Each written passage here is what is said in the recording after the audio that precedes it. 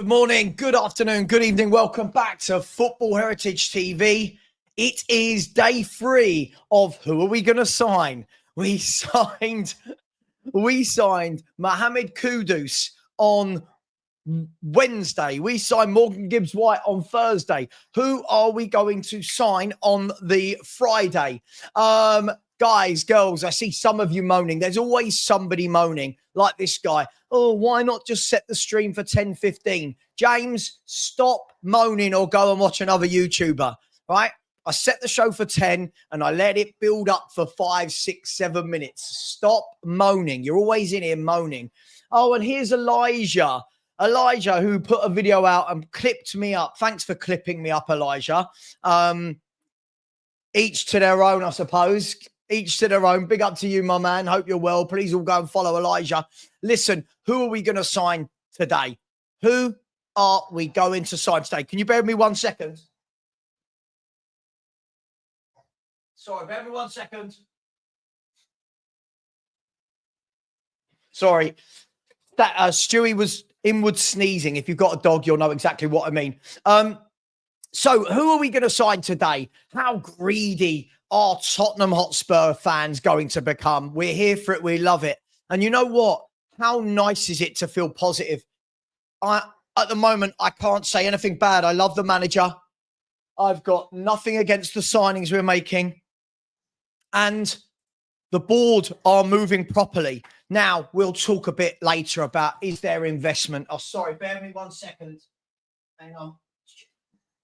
Sorry, can you bear me 1 second? Sorry, 1 second.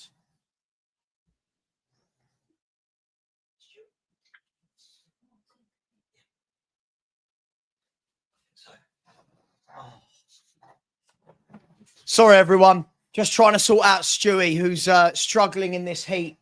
And can you just give me 30 seconds? I'm so sorry. Please give me 30 seconds.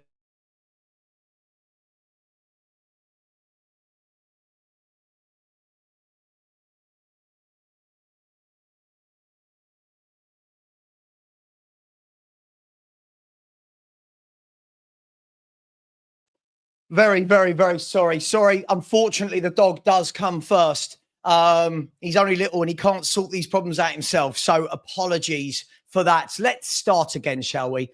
What are Spurs going to do? We are in a period of like the twilight zone, I would say. It's like the twilight zone. Signing Kudus from West Ham. We've gone and got one of West Ham's best players, 55 million, bish, bash, bosh, done within a week. We've gone and got Morgan Gibbs-White, one of Nottingham Forest's best players. Now, Wolfie might be joining us a little bit later. Don't let Wolfie persuade you that he's their 5th best player. I'm sorry, this is the guy that was nominated for Premier League Player of the Year. He got down to the final 8-man shortlist. So we've gone and taken Morgan Gibbs-White and slapped down a 60 million release clause. A 60 million release clause. That's unheard of. That's not Tottenham Hotspur. That's not what we do. But before we get moving, let's say hello to a few people. Big up to Ukrut, who said we're cooking with Frank at the helm. My man, Thomas Frank. Big up to Gary, Morton Barley. Big up to you, my man. I hope you are well. Yes, yeah, thank you for letting me know that I'd actually said it for 10:30. Big up to Adiz. Big up to Tony Rodriguez. Big up to Rick Kane. Big up to you. Hope you're well. Big up to Mark Taylor. Finn Rickwood is in the house. Kate Rixham is in the house. Big up to you, Kate. Big up to Ian JD, channel member, no less. Big up to the other Mark, another channel member. Who else have we got? We've got Ghosted. Hello, sir. How are you? Big up to Bill Sardelis or Sardiles. Let me know how that is said. Daryl Denton. I said stage 1 is the hope. It's done. Now in stage 2, the hyperbole. Listen, I think the key thing here is, Daryl, we've all been very, very critical of Levy, of Enoch, of transfers, of the way we deal with managers. But I think so far this summer, they got it bang on. They got rid of the poor manager. They brought in a very good coach. They've got rid of coaching staff. Board members have changed. A new CEO has come in. Players are coming in that aren't children that walk into the first 11. So for me, yeah, the hyperbole. But you know what? We never know when we might be happy again, Daryl. Hopefully it's in the next week or so. Let's see what happens. Good morning to Sligo Spurs. Listen, as I've always said to people, I will always be upbeat about Spurs when Spurs give me a reason to be upbeat. I'm never negative just for the sake of it. But at the moment, I'm seeing so many fans that still can't just be happy. People keep coming into my chat and going, oh, I'm not really sure about this signing. Oh, I don't know. Oh, well, Daniel Levy, this. Like, why can't we just be happy? Why can't we be happy? And so sorry if you can hear that, people. The noise is my dog. I am so sorry if you can hear that on the mic. It might not be picking up because I have got noise cancelling, but how good is any technology? Good morning to Dan Skyline. Good morning to Shem Tan. Good morning to Penfold. Good morning to Cetel. Good morning to you as well. Good morning to the Moni James T. He's always in here moaning, isn't he? But good morning to you anyway. D&B Forever. How you doing, sir? Mr. Post Office. Love Mr. Post Office. George, I said, where are the teenagers? These signings aren't good enough. Exactly, George. Where are the teenagers? Big up to Bourbon Buzzard. Finn McMullen, Guten Morgen to you as well. I actually did German at school. We had a choice of German, Italian or French. And I went with German. And after 2 years of it, I think I knew how to say, I'm going to the cinema with my brother because I don't have a sister. Something along those crappy lines. Big up to you, Bourbon Buzzard, inside the house. How you doing, my man? Skur, great name. You sound like a character from Game of Thrones. I love your name. The only person who's got a better name than you, Skir, is Krista Scorpion Nyland. When he comes in the chat, that is the greatest name of anyone I've ever met in my life. Krista Scorpion Nyland. I want that as a striker for Spurs. Scorpion Nyland on the back. Big up, Nick. Big up the clip up. Here he is, Nick. What happened to you yesterday, sir? I thought you were going to jump on. I gave you the link. You didn't turn up. Is it because I don't like your man, Ange, the Australian? Is that what it is, Nick? Big up to you. If you haven't, please do subscribe to Nick's Football Club. Superb content creator. And I only joke as well, by the way. Love Elijah. I did see you clip me up and I was like, oh, bloody hell. I knew he would. I knew you would. So big up to you. The most chilled YouTuber in the world. Big up to Phil P. Phil P, are you coming to the FHTV barbecue?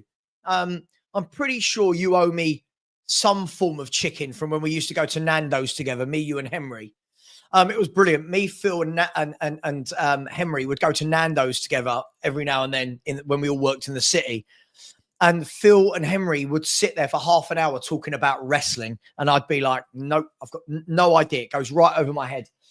Fiona, good morning to you, Fiona. Channel member, of course, has said Wharton today. I just can't believe we're going to do another one today.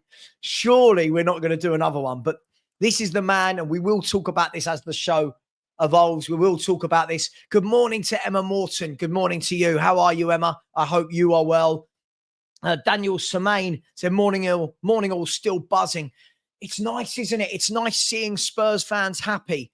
Apologies, it's hair day today. It's haircut day, so we don't put any product in. Look at the state of me. Look, like a tramp. Look, beard all over the place. Absolute mess. And luckily for you lot, you get to see it live. Lamel. I said Wharton to round up the transfer window. Listen, I'm all over it. I'm all over it. No worry. He's Romero staying. We're going to talk about Christian Romero as well. There is news coming out that Christian Romero is going to sign a new contract. If he is, just sign the contract and we can all shut up and get on with it. If you're not, see you later. Mr. AJ has said, Savva, what a fucking 24 hours. I love that. You know, when there's a swear word involved, you know that it kind of adds a little bit of gravitas to your statement, don't you? Said, what an effing 24 hours. I'm over the effing. I mean, I can swear a little bit on YouTube. I'm not sure I can keep using the F-bomb like you have here. So now bring us that number 6, like the Wharton, Paulinho or Belieber. All over it, my man. John Racher has said, poor Stewie is stewing in the heat. Yes. As a pug, he's not got the greatest. all of that going on in there. So he does struggle a little bit. And yes, they do, Fiona. Pugs really do struggle in this heat. Where are we? James said, I'm not going anywhere, Savva. I'm just keeping you on your toes. James, I live for viewers like you. You do keep me on my toes. I bring my A game. When have you seen me on stream not bringing my A game? Like the camera goes on, boom, I'm there. I'm ready. It's never a pug. I've no idea what that means, but yes, he is. Definitely not a Frenchie. I can assure you that the dog I'm looking at right now is not a Frenchie. You're thinking of Frank, who is the logo for our channel. And unfortunately, Frank, as you all know, passed away. So yes, he's definitely a pug. I promise you, he's a pug. Here we go. Here we go. Daniel Harris, big up, brother. How you doing? I hope you're well, my man. Has said, who do you think is the bigger coup? Is it Kudus or is it Morgan Gibbs White? I would say they're on par for me. I would say they're on par. I think they're both exactly what we need. I think that they've both got a lot of potential still to grow. There's, one's 24, one's 25. We're not buying them as kids, and I like that. As I said, I've got nothing wrong with young players. Listen, I've worked in youth football. I'm all for it, but we are Tottenham. So we've got Gray, we've got Bergvall, you've got Dorrington, you've got Vuskovic, you've got Tell, Donnelly. We don't, we surely don't need any more. So both of them, I would say. Sorry for the politician's answer. What do I think of the Wharton rumours? Listen, I don't believe them at the moment. And I say that, I don't know whether this is maybe a bit of reverse psychology. I would love Wharton. We've got some family friends that are massive Crystal Palace fans. And I would love nothing more. Sorry, I'm just looking at my wife who's working next to me. I would love nothing more than to go to the next kind of family party gathering and go, because they were telling me, you're not having Eze, you're not having Glasner. Cool. But I would love Adam Wharton. So let's see if we can get him. Good morning to my man, Glenn. Glenn, I feel like the love between us is less now that there's no games and I don't need you as my stat guy. Where's the love? Hope you're well, my man. Hope you're well. I'm sure you're doing something important work-wise while I'm sitting here talking about football. Stat Crow has said, to be honest, they're just doing things the other way around. They usually focus on sales first. Now they focused on buying. We might not see another transfer until deadline day. Now we will. We will. I mean, even like the likes of Romero and Ornstein have been saying that Spurs are going to go big and we're going to do more. Let me take a breath. Sorry, 1 second. Lovely, jubbly. Where are we? Definitely, mate. My man, how you doing? So pick up Sav. You reckon the Gibbs White signing is one of those undercover Lang deals? I asked you about the other night. To be fair, I mean, I'll make a little apology.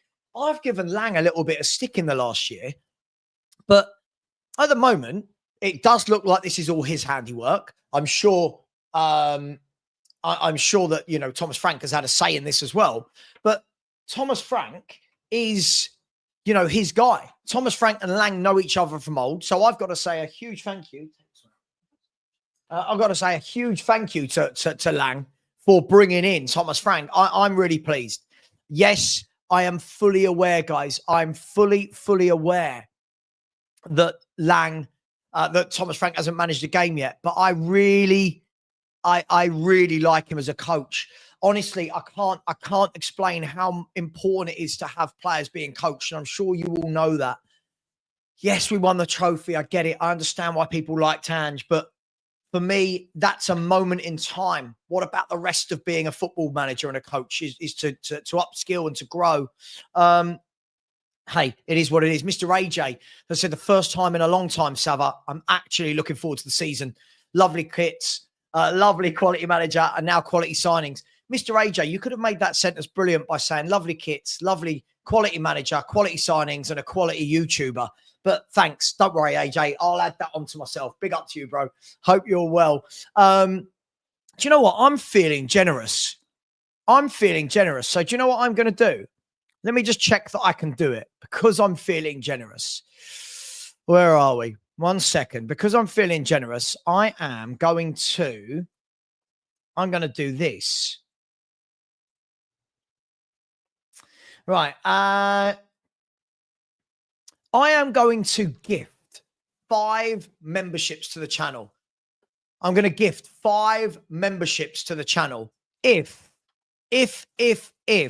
we get to 19,100 subscribers. We're on 19,095, so we're 5 away. And if we get to 300 likes. Now, if we can do that in the next 10 minutes, 5 subscribers and 160 likes, I'll give away 5 channel memberships, which means that you'll have a membership for a month, which means you'll be able to join the channel member only shows. And it means you're saving money for that 1 month. Then at the end of that month, it's up to you if you want to pay and you want to subscribe. Let me know what you think. Big up to my man, Mikau, as well. I've just seen your comment in the background. Mikau, where are you? Mikau. Let me send this link to you, my friend. Mikau, I've just sent you to it, mate. I've just sent it to you. I think Wolfie might be popping on as well. Oh, it's all going to be fun. Hang on. I think Manny wants, oh my gosh, look at people. Everyone wants to chat Tottenham, do they? No one wants to chat to me when Spurs aren't signing anyone, but here they are. So we are, just before I bring Mikau in, good morning. Just before I bring you in, 4 more subscribers and 120 more likes. I'll give away 5 memberships. I can't be nicer than that now that I've worked out how to give away memberships. Mikau, hello, sir. It's been a long time. I feel like you've turned into one of those guys. Since you got engaged, we don't see you anymore. I feel like you need to do a welfare check. Is your fiance looking after you? Are you okay?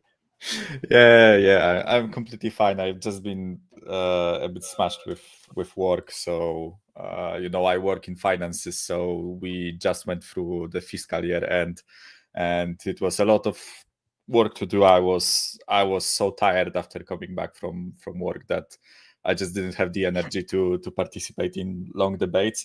And to be honest with you, after the last season, I was so burnt out and nothing was happening for us in the transfer window. So I just decided to take a bit of a break, just to cool my head a bit, get the excitement back and all that stuff. Because, to be honest, after the Europa League final, win got through, right? I got through that happiness. I still reminded myself that I had a year of pain, right? So I just need to get the excitement back. And honestly, last 24 hours got me excited back again. I am ready. After those 2 signings, I am ready. Do you know what? As a Spurs YouTuber, I don't get that opportunity, Mikau, to have the week off and try and recharge and go again. So I completely get it. But listen, I'm going to bring Wolfie in as well. Wolfie, I'm not sure if you've ever worked with Mikau before, but big up to you. And listen, it's going to be very interesting to get Wolfie's perspective as the most recognizable Nottingham Forest YouTuber out there, Wolfie. Just before you're live start, already? Oh. Dude, you do know you've got a bigger channel than me. You know how YouTube works, right? Like when that button in the top corner says live, it means like we're good. We're on the internet, right? I thought you were going live at 10:30. I still hadn't put my makeup on or anything, man. I was just like, we're gonna have a quick hello. What are you saying? Green room. I like this new angle you've gone for, Wolfie. I love this kind of side-on professor type thing. I like you. Look, sexy. I like it. It's good. Thank you, bro. Thank you. I appreciate it. It's it's more a need than design because we're straight. You'd see the door. So. Oh, I see. Yeah. Do you know what? I'm kind of like, I don't know. You know where the 2 walls meet in a room. Yeah. You got the same height because this is like a corner behind me. Yeah. So if I actually go straight on, this is me sitting straight to the wall and the TV. If I do that, you can see everything over that side of the room, which would be my wife working. I don't think anyone needs to see my wife chipping away at her laptop. Well, to be honest, man, choice of looking at you or your wife, I know what I'd pick. You. Listen, sorry. Are we saying I'm not? I feel like I'm quite an attractive. Anyway, let's move on. He missed the compliment. Welcome Manny as well, and I'm going to drop Manny in it because late last night I looked at my phone. I had so many messages yesterday, like after I finished streaming, like mental. And one of them was Manny saying, "Have you seen this clip of Wolfie?" Right. And Wolfie, you know it's doing the rounds, right? Where you literally put a minute video out there talking about, David Ornstein's in the mud. Tottenham aren't ever going to get Morgan Gibbs White. Why would he go to a smaller club? And then like 20 minutes later, we've got the "here we go" from Fabrizio Romano. Done over man, 100K. Yeah. Wolfie. Huh? Wonderful introduction to me on Wolfie. That's 100K video, so I'm not complaining. Oh my God. Just quickly, let me get some super chats out of the way, guys, because otherwise I end up letting them build up. And Richard Jones, Calamera to you as well, my friend. I feel like, is that the only Greek word you know? Is that why you've said you're the only Greek word you know? I can give you lots of swearing and insults in Greek. I worked there for 2 years. It's they literally called each other wankers, like for fun. It's like a term of affection. Big up to everybody in the chat. Let's go. Aaron has just put in a super sticker. He started the super sticker train. One day we're going to have £200 worth of super stickers. It could be today. Big up, Aaron. Thank you very much. Very kind, my man. Really appreciate that. My brother, Rodney Roberts, how you doing, sir? I said, boom, now we're rolling. Other fans are pissed. Well, we're going to find out in a minute. Are other fans pissed? Because I don't think Wolfie is, from what I've seen him doing the rounds on shows. So we'll speak to him in a minute. Come on, you Spurs. Yeah, absolutely, Rodney. Big up to you, my man. Emma Morton, always sticking in the super stickers. Big up to you, Emma. Much appreciated. You are very, very generous, my friend. Thank you. Thank you very much. Rob Welsh has come in with the super chat and said, so happy with the Morgan Gibbs White signing. Proper midfielder.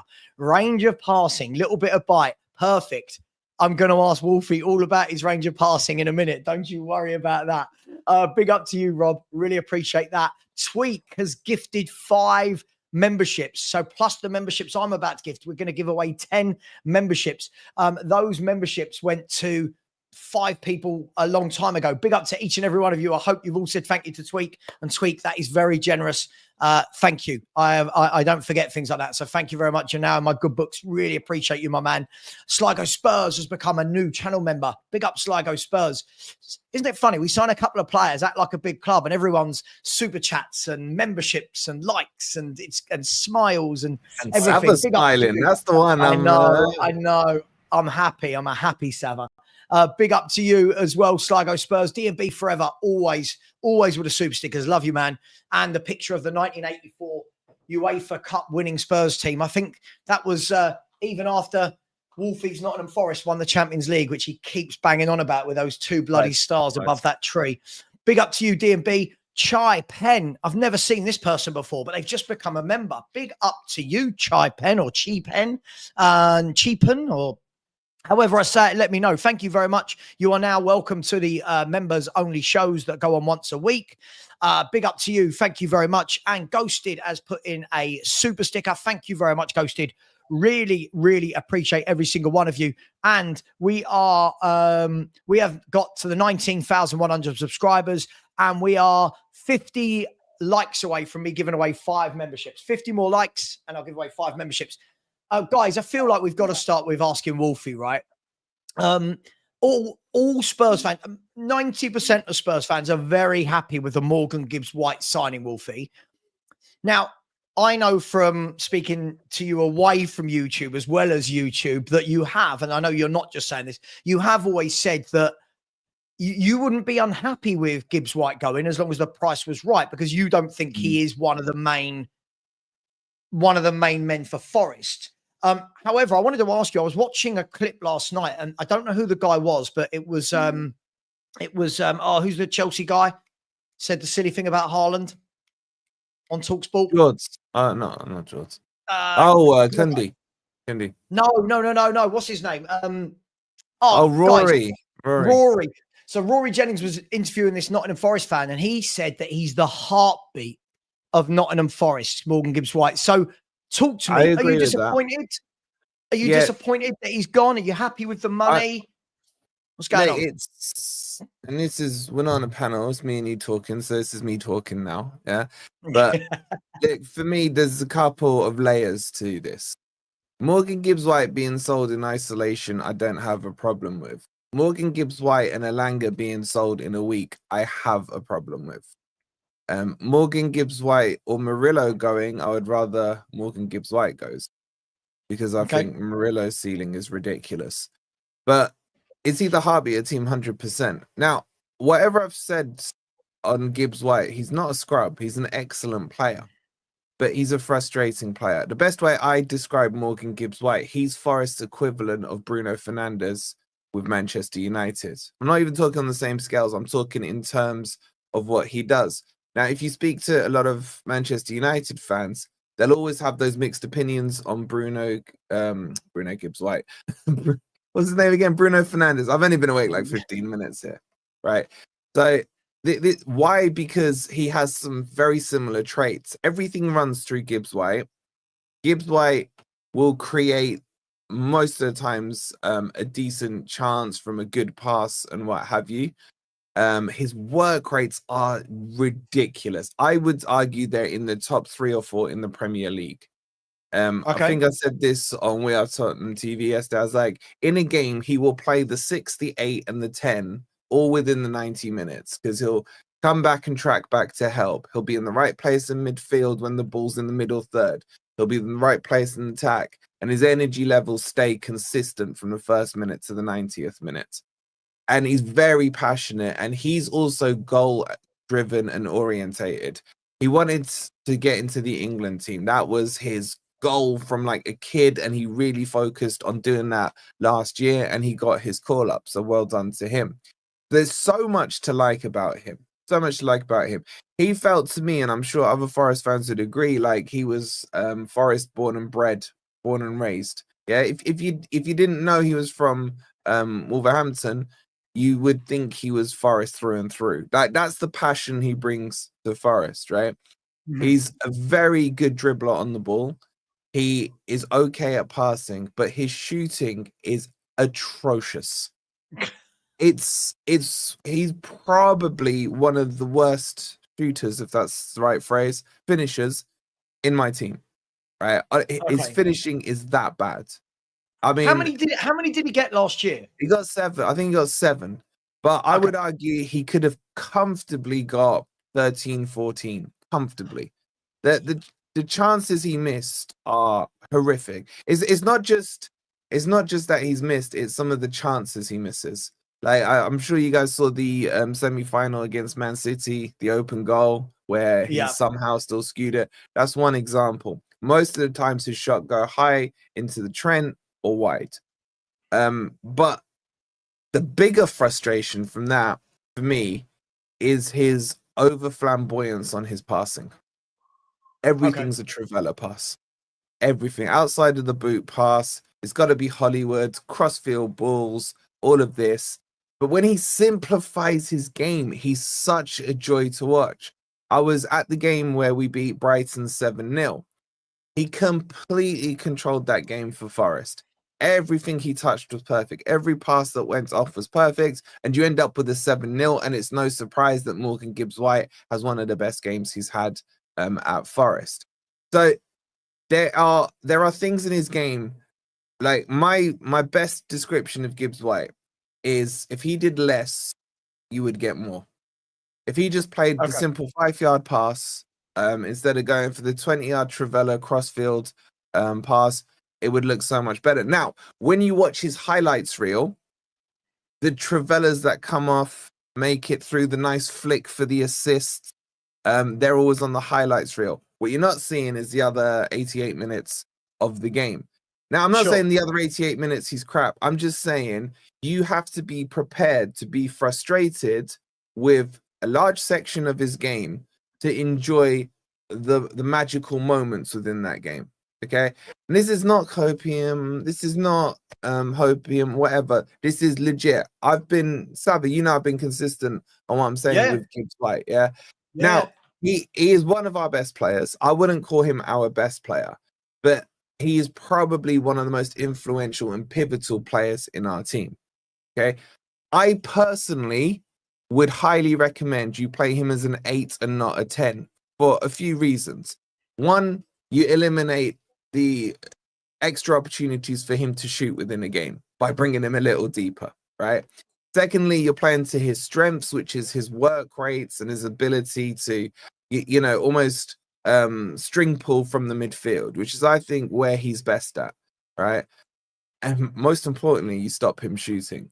So, look, can shooting be improved? Like this, Wolfie. If you look there, so if I was to put out a Spurs 11 out, something like that. That's exactly what I'd do. I think what he that looks will a bit do, tasty now, doesn't it? That looks a little bit tastier than it did. I mean, I wouldn't go 48 that far, hours ago. He's still got Solanke up front. Son is Zimmer frame. Sure. But I mean, listen, Wolfie, I don't know if anyone's told you, we ain't finished, mate. We ain't finished. All right, Mr. Levy-in. Hopefully we ain't as finished. bad a player as he looked yesterday, last season. So I have to say, he's not as bad a player. Sorry? I said Solanke is not as bad a player as he looked last season. Solanke's a scrub. No. That was the trigger for me to come on. As soon as I heard Wolfie say Solanke's a scrub, I was like, I've got to come on. Hey, Sean, long time no see, bro. Hi, Wolfie. How are you, buddy? Good to see you, mate. Been a while. Just quickly, let me get obviously Macau and Manny being very, very patient. Macau and Manny, you guys, it's interesting because you've got a lot of Spurs fans that are very excited. The Morgan Gibbs-White signing, it's what we've wanted, right? We know where we shop. As I said yesterday, we want to shop in Harrods, but more realistically, we're going for Sainsbury's Taste the Difference range. Morgan Gibbs-White is surely the profile of player we need, right? For a Thomas Frank system. He's not a kid. He's captain material. He scores goals. He assists. He's got work rate. What do you two make of Gibbs-White? I'm not going to talk about Kudus for a little bit, but Morgan Gibbs-White, what are we saying? I'm excited. I'm excited because you need to look at things in a level of context, right? As Spurs fans, we can't be screaming. We need quality. We need experience. Ange didn't have backups on the bench when people got injured, and then at the same time, in the same vein, say actually we don't want Morgan Gibbs-White. It makes zero sense. One thing that I've been bashing Chelsea for a very long time on various different streams, right? But one thing that they got right from the onset is that professional football has changed. The amount of games that each team plays every single season, each top team plays every single season, is getting longer and longer and longer. You need more than just 11 quality players and some a few people on the bench. You need a lot of quality across the bench, across the pitch. And Morgan Gibbs-White is that. When you look at, I was just looking at a few of his stats last night, and what Wolfie is saying about his work rate it's incredible. His ball recovery and his ball, the way he carries the ball in transition, he is up there. He's in the 90th percentile of interceptions in the final third. So we're not talking of a scrub. But from my side, the main thing that I'm more excited about is the fact that he's actually robust. And what I mean by that is I was looking at his injury record, and his last major injury was in the 2020-2021 season, where he missed 22 games with a foot injury. We've got Madders, who I love Madders. That was at Swansea. Don't you start Maddison slander. I'm going to say, if there was one thing that I get frustrated about, is the fact that he does get injured a lot. And that could be also because of the fact that the requirements that we put on him, needing him to play every single game, right? When Madders is on it, our whole team is on it. So now we've brought in a player that can actually challenge him, and he can actually intertwine or interchange with at times. And I think that is what we need as a club. Do you disagree with Wolfie then? So when Wolfie's saying that Morgan Gibbs-White, you get the best out of him more as an 8 than a 10, are you saying that he should probably be more of the 10 where Maddison is, or do you see him as the box-to-box 8 with that work rate? I see him as a box-to-box, but bearing in mind that Frank is someone who interchanges in informations based on whoever we play, I can definitely see him playing and shooing into that 10 position whenever we need him to, or whenever even Madders needs a rest, or we need something new. So I think we've got someone who in that middle three could play anywhere. Yeah, and don't get me wrong, I'm not saying he's a shit 10. I'm saying I think he's better as an 8. But what I will add as a caveat is if Spurs are playing more higher up the pitch, then him being in 10 may not be that much of an issue. Because remember, Forest play a deeper line, more counter-attacking. So it'd be interesting to see that. What Manny said about his injuries, sorry, I forgot to mention it, is absolutely spot on. This guy is always available and always fit. Now, just to add to what you said about his injuries, Forest relied on him too much. Like he's one of the first names on the team sheet. So what you're saying there about Maddison and his overuse, Forest overused Gibbs White and he still didn't break down. And when he's been injured, it's been like, a stubbed toe or something. He's out for a week, max 2 weeks. His recovery time, even from injuries, is very, very good. But if you're going to overuse him, he's used to it. To say, Dr. Tottenham will see you now. Tottenham will see you now. Yeah, he'll pull a hamstring against PSG in the first minute. First day of training in the medical. In today's medical, he'll pull a hammy. Mikhail, let me bring you in before I go to Sean. Mikhail, I don't know your feelings on this. Morgan Gibbs White. There is a selection of fans that are saying, "Oh, we could have done better." I'm not in that camp. I think this is where Spurs are right now. I think he's a perfect player for Spurs. What do you make of him? So if you ask me during the previous season if Morgan Gibbs White was the player to go for, I wouldn't necessarily be like super excited about the signing. But that's mostly because of two things. First one is the fact that I always thought about him as a number 10, right? And as Wolfie said, like in the number 10, he wasn't the greatest, let's call it that way. He's not bad as a number 10, right? But his conversion rate, he's like final third passing sometimes. Like it does.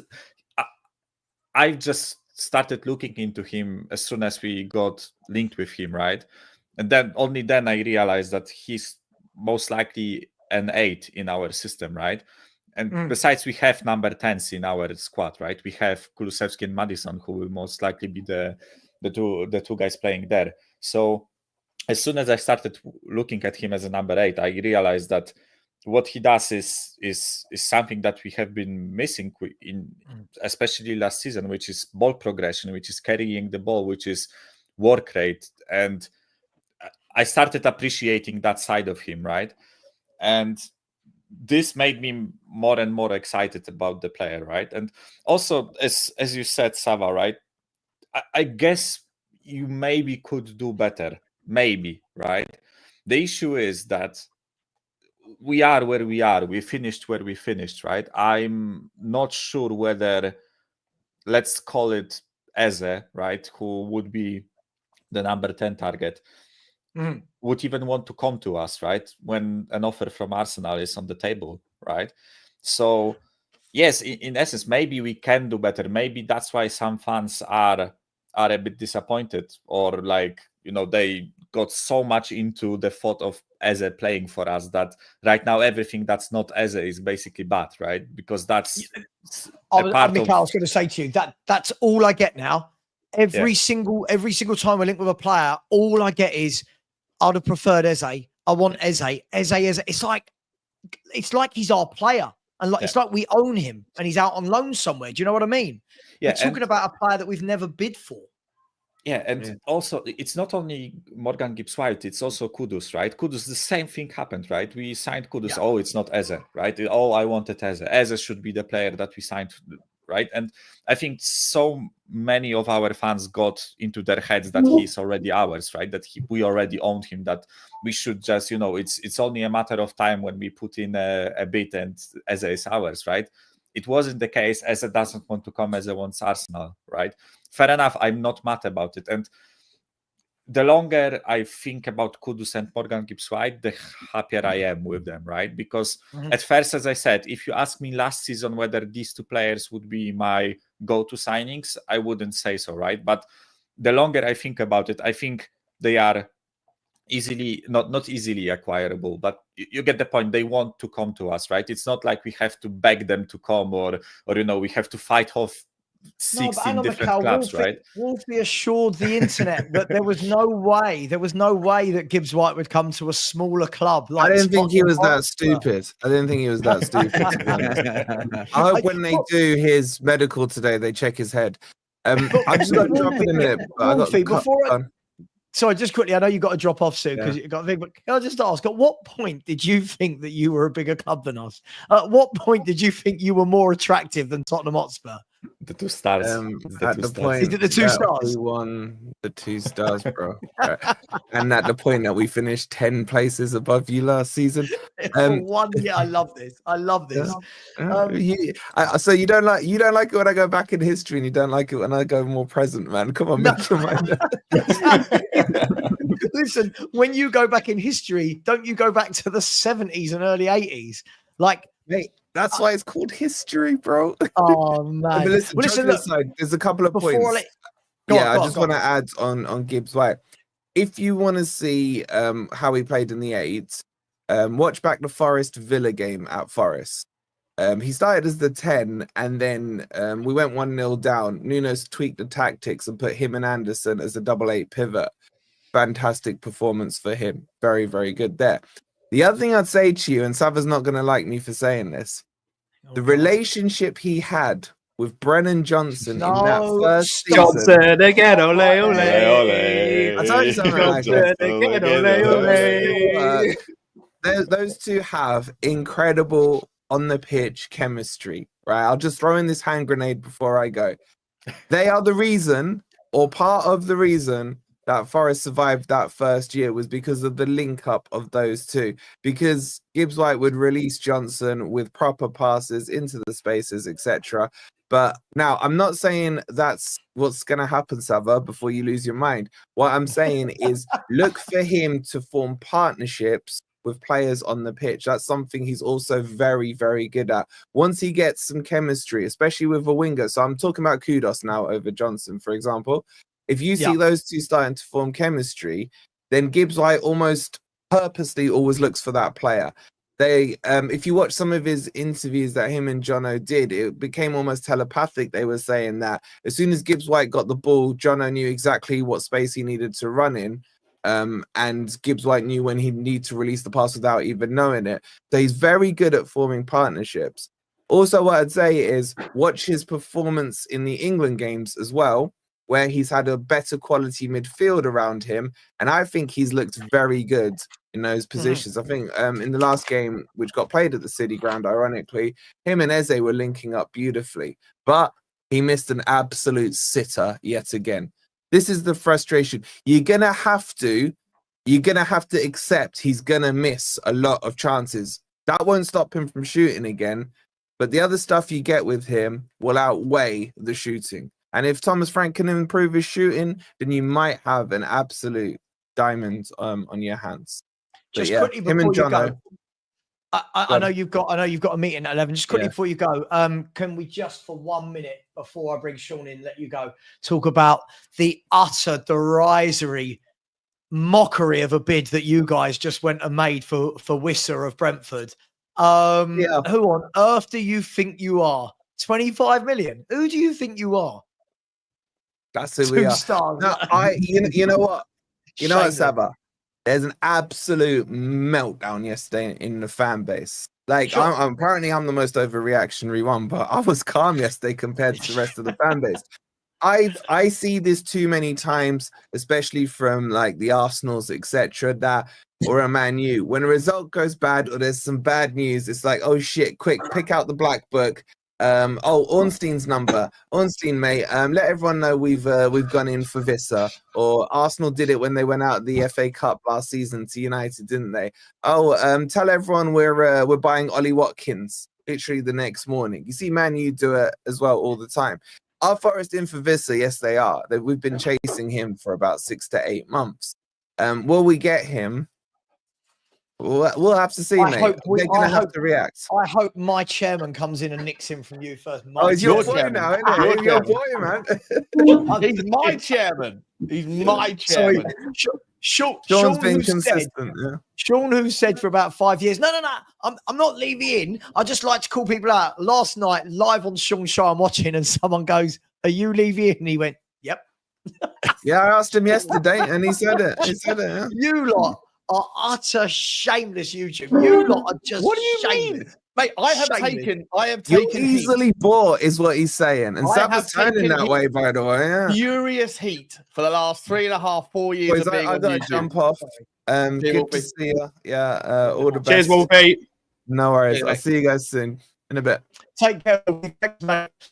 Sorry, good to get a Forest perspective on that. But listen, Forest Wolfie has put himself into YouTube Hall of Fame.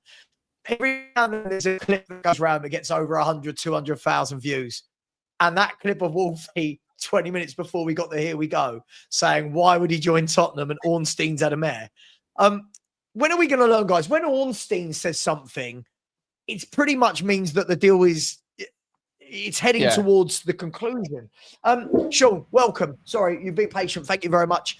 Just quickly, what I will do before I bring Sean in, thank you very much, guys. You have smashed the subscribe button massively and you've smashed the like button handsomely. So my present to you, here are 5 Football Heritage TV memberships that I've just gifted to you lot. I don't know who will get them. I don't choose. I've pressed a button. 5 of you will now be members of my channel. You are welcome. I know, not just a pretty face, not just the best looking YouTuber, not just the YouTuber with the most football knowledge, but now the most generous YouTuber as well. So you are welcome. Also the YouTuber with the highest frequency of delaying or rescheduling member phoning shows because breaking news is among us. Yeah. Do you know what? It's been so mad the last couple of days. I'm like, I'll just do this today. And then it's like, oh, no, we're not. Quickly getting my thumbnail guy going. Yesterday, right, I pissed my thumbnail guy off, I think. He's brilliant, by the way. I was like, could you do me a Spurs in talks with Morgan Gibbs-White? And then 15 minutes later, I went, sorry, mate, could you change that to Morgan Gibbs-White? Here we go. And he went, what? I went, yeah, Spurs are moving differently this window. Anyway, Sean, Morgan Gibbs-White to back onto the news of Kudus, who only wanted Spurs. Bloody good 48 hours for Tottenham, right? Bloody good. Yeah, absolutely. Just before I get onto the Morgan Gibbs-White, I just want to go back to the my chairman bit because for the last 4 years, I have taken nothing but heat, nothing but You hate. deserve it, Sean. You deserve it, mate. Listen, I backed him the whole way. I always defended against inconsistent logic, of which there were countless examples, like never-ending examples. Like Lubo and I go to. I mean, Lubo's having a really bad time on holiday right now. He's supposed to be trying to enjoy. Is like Lobo on toast, whatever he's doing out there in Val de Lobo. A little bit of golf, a little bit of time with the family. A little bit of good news comes the way of Tottenham, which everyone should enjoy. But when you're as deeply ingrained in the Levy out narrative as Lubo is, where logic just goes out the window with the arguments. Where is Lubo? He's got the link, by the way. He is on a holiday. Lubo right now is licking his wounds. He's trying to figure out. He's trying to dance in my WhatsApp group. He is getting so much pain from everybody that's coming at him. It's hilarious. And look, he's trying to figure out. He's like a boxer that's in the corner, like just taking like haymakers left and right. He's got his head down and he's trying to come out with a couple of jabs back. He will not have it. He's begrudgingly saying, yeah, a couple of good days for Tottenham, but ultimately it doesn't change 25 years. And I've had 2 trophies in 25 years, 13 in the previous 40. Yeah. All this stuff, he can't let it go. He can't sit there and be happy. And so, unfortunately, his holiday is on. This is what happens when you park yourself in negative sentiment. That when good news comes, people come after you, and you can't enjoy the moment. And I am here for it. I am here to remind everybody who has been a miserable bastard for the last 4 years. I am here to remind everybody that I never doubted my chairman. Look, here's one of them. He's my boy. Actually, he's my boy over there, Barry. He's always been alongside me. He's called out the inconsistency, but the rest. No, he didn't. Barry's as inconsistent as Emerson Royale. Wow. There's one thing I hate. There's one thing I hate more than anything else in this world. Good morning, everyone. And that is Sean Butler being right again. Can I tell you what I'm going to do? Thank you, Barry. Thank you, Barry. I'm going to clip that. I'm going to clip that and just end it at there's one thing I hate the most. The one thing I hate more than anything else in this world, Sean Butler. Just that. Get out. Just get like a little sound bite. Let's set it up, and then there'll be a meltdown. Another one. Oh, Barry! Look at Barry. Barry was so nice. Now he's going after Sean. Yeah. Oh, video. And this is where Can we just say, by the way, the context of the full clip elucidates everybody with the truth. But people like Lubo just want to take the context out of the equation. They don't want the context. They want the facts. The facts are 2 trophies in 25 years. Don't worry about where the other trophies have gone. Don't worry about the obscene mismanagement of money. Don't worry about the inability to create cohesive rules. Tottenham Hotspur are back doing business. And if you've been on the wrong side of history for the last 4 years, I'm coming for you. I'm coming for you. Are you coming for a coffee then? Are you coming for a coffee then, Sean? Are you coming for a coffee? I expect to see you through that door in about 2 hours. Just so you know, I'm on some transfer news that it doesn't involve us, but it's been a player linked with us all for about a year now. Carl Walker-Peters is in talks, according to Romero, with Besiktas. So a lot of people were thinking he might join, but at the moment he looks like he's on his way to Besiktas. Guys, let's talk. Listen, it is a strange time. It is, I don't really know what to do in this circumstance, because normally we're all sitting here going, you know what to do. You know what to do, Savva. You have to say it loud and say it proud that Daniel Levy is your chairman. He's your chairman, and he's your chairman, and he's your chairman, and he's your chairman. Do you know what? What I would say, guys, is this: look, Daniel. I understand that why Daniel Levy frustrates so many people, and he's frustrated me, and I do feel like he's taken this club as far as he can take it. However, what I can't do is I can't sit there as a fan and say, I want X, Y, and Z. Then when X, Y, and Z starts happening, still find a reason to knock it. What I've always said I want to get to the end of a transfer window and say, right, I've got nothing to talk about the board now. Now this goes over to the players and this goes over to the manager, and we go, right, we've got a good enough squad there to finish whatever it may be, 5th, 4th, 3rd, whatever it may be. And we're working towards that. Now, don't get me wrong. It can't stop there. No, I'll say that. We've got business to do. It can't stop there. But what I can't do, and this is where I will argue with certain people, is when we signed Takai last week, it was Levy, typical Levy. This is what we do. This week, so are we happy with Levy? Oh, these signings don't seem like Levy to me. Hang on. Last week he was in charge of signings. This week he's not in charge of signings. And by the way, just before I bring you all in, I don't give a monkeys if this is investment from Saudi, investment from America. I don't care if Eniga pump money in. This is what we asked for. We want Premier League proven players that aren't in diapers, right? When did I turn American? That aren't in nappies, right? This is what we asked for, guys. We're getting it. Now kick on, and then surely we can all somewhat unite. I mean, I know we never will, but surely we can, guys, right? Surely we can come together. We have to. It's a very interesting time to be a Spurs fan, because we know that Spurs have been asset rich and not necessarily cash rich for many, many years now, and that's part of the thing. Oh, blah blah blah. Is it the first ever time that Spurs have been asset rich and cash rich, and now Big Daddy Levy is deciding, I don't know what to do here. I'm minted. I'm going to go and spend. I'm going to spend all my money on the hookers and baby oil. P Levy, as it's called. It's bonkers. Up for that. Invite me to that P Levy party. Sure, the Levy. It's bonkers. No one would ever have thought this was going to happen two days ago, let alone 2 years ago or whatnot. So. Maybe it's the time for that self-sustaining model and that model of bringing up all the money. Maybe it's time for it, and it's the buying market to maybe do it. Everyone else has already bought the players. This is the combination, Benny Boy, of the PSR wiggle room that we have plenty of space in, plus allegedly $300 million or pound, I'm not sure the details, sponsorship deal with Saudi, whether that's a naming rights deal, whether that's 10%. It might not be Saudi, it might be somewhere else. People on Twitter were saying both. Could be America, could be Saudi. I don't think anyone knows because it'll be under NDAs and stuff. Could have been Football Heritage TV.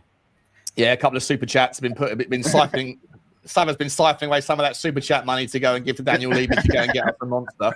And all that you need now is just somebody else to walk into negotiations other than the guy who has this propensity to feel like the only way to negotiate is to feel like you're winning and they are walking away crying. And I personally think that with regards to the cash injection, Johnny was talking about Charrington from March. Obviously, I was saying from like December that there was obviously things going on. But the reality is that if you have that one style of negotiation where it's a zero-sum game and it's brutal and the other people are leaving exhausted, that might be okay if you're a certain type of businessman. But if you're trying to get investment into your company, to welcome someone to be a partner of your company, then if you have that same approach to them, then you're gonna piss people off and push people away, which is probably why Lewis and the daughter and Charrington and yada yada yada have all come in and gone. And I as well. There's 3 people on that board now, Sean. So Levy has always had to be. He's always had to be the guy that's had to manage everything in terms of the money, the market. He's had to manage everything. Is it now that Charrington's on the board managing the money because he is the accountant of Joe Lewis? Says no, he is the accountant. So is it now that Levy's now no longer the money guy? And maybe Levy doesn't have the wallet anymore. Maybe Levy is just running the club. You've got Vinay running the football sides of things with Langer and that. Perhaps there's just more people on the board. Are we saying Levy is not running anything then? Are we saying he's running the show, but now he can delegate. He can delegate rather than do everything. I think the delegation has been taken away from him. I think the authority has been taken away because he's still got a boss. He might be chairman, but he's a minority shareholder of the major shareholder. Correct. And so I think that they've come in and gone, like, for some reason, every time we get close to an investment, it falls away. It falls over. So we can only assume that that's because your negotiating style is annoying people. So let's let Charrington come in and do it. And within a couple of months, we're seemingly like there's no way we could be spending. Because bear in mind, right, just to extend the point of Levy's poor negotiations, it's much easier to negotiate with other people's money than it is your own. Much easier to trade with other people's money than it is your own. There's less attachment, less risk, especially if you're a risk-averse person. But I don't think that Daniel Levy has the first idea how to go into a negotiation in good faith. And so fortunately, he found a player that had a relatively cheap release fee, a trigger, like a clause that you could trigger. And so that sort of removed the need for him to haggle and waste time and dither and delay and all that stuff. And so he went and got Kudus done. But he then ultimately just went, oh, you know what, Forrest, I'm not going to fuck around with you guys. Let's just trigger the clause. Yeah. And interestingly, Wolfie said on Never a Foul, last thing I'll say, Never a Foul last night, he said nobody at Forest, nobody in football knew that there was a clause in his contract. Guess who Morgan Gibbs-White's agency is? It's not Roof, is it? Or CAA? CAA. Yeah, so obviously, the Tottenham had the relationship there. So there's probably a leak gone. Yeah, look, there's a clause there you can trigger if you want to get it done. Sure. Can I just morning, everyone. Sorry, morning. Just quickly before I bring you in, Dan, just to keep everyone in the loop, some interesting transfer news this morning. Marcos Asensio is joining Jose. Sorry, he's not Jose. He's definitely a Jose.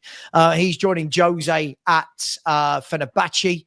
Marcus Rashford has just been tweeted out by the likes of Plettenberg that is now the #1 target, and they think he's going to join Barcelona, so that'll be interesting. Carl Walker-Peters, as I said, is going to Besiktas, and one to watch out for, Nicholas Jackson. Romano's just said he's going to be the next one, more than likely out the door at Chelsea. So Chelsea look like they're spending big and recouping big as well. So, Jackson to Arsenal, we say.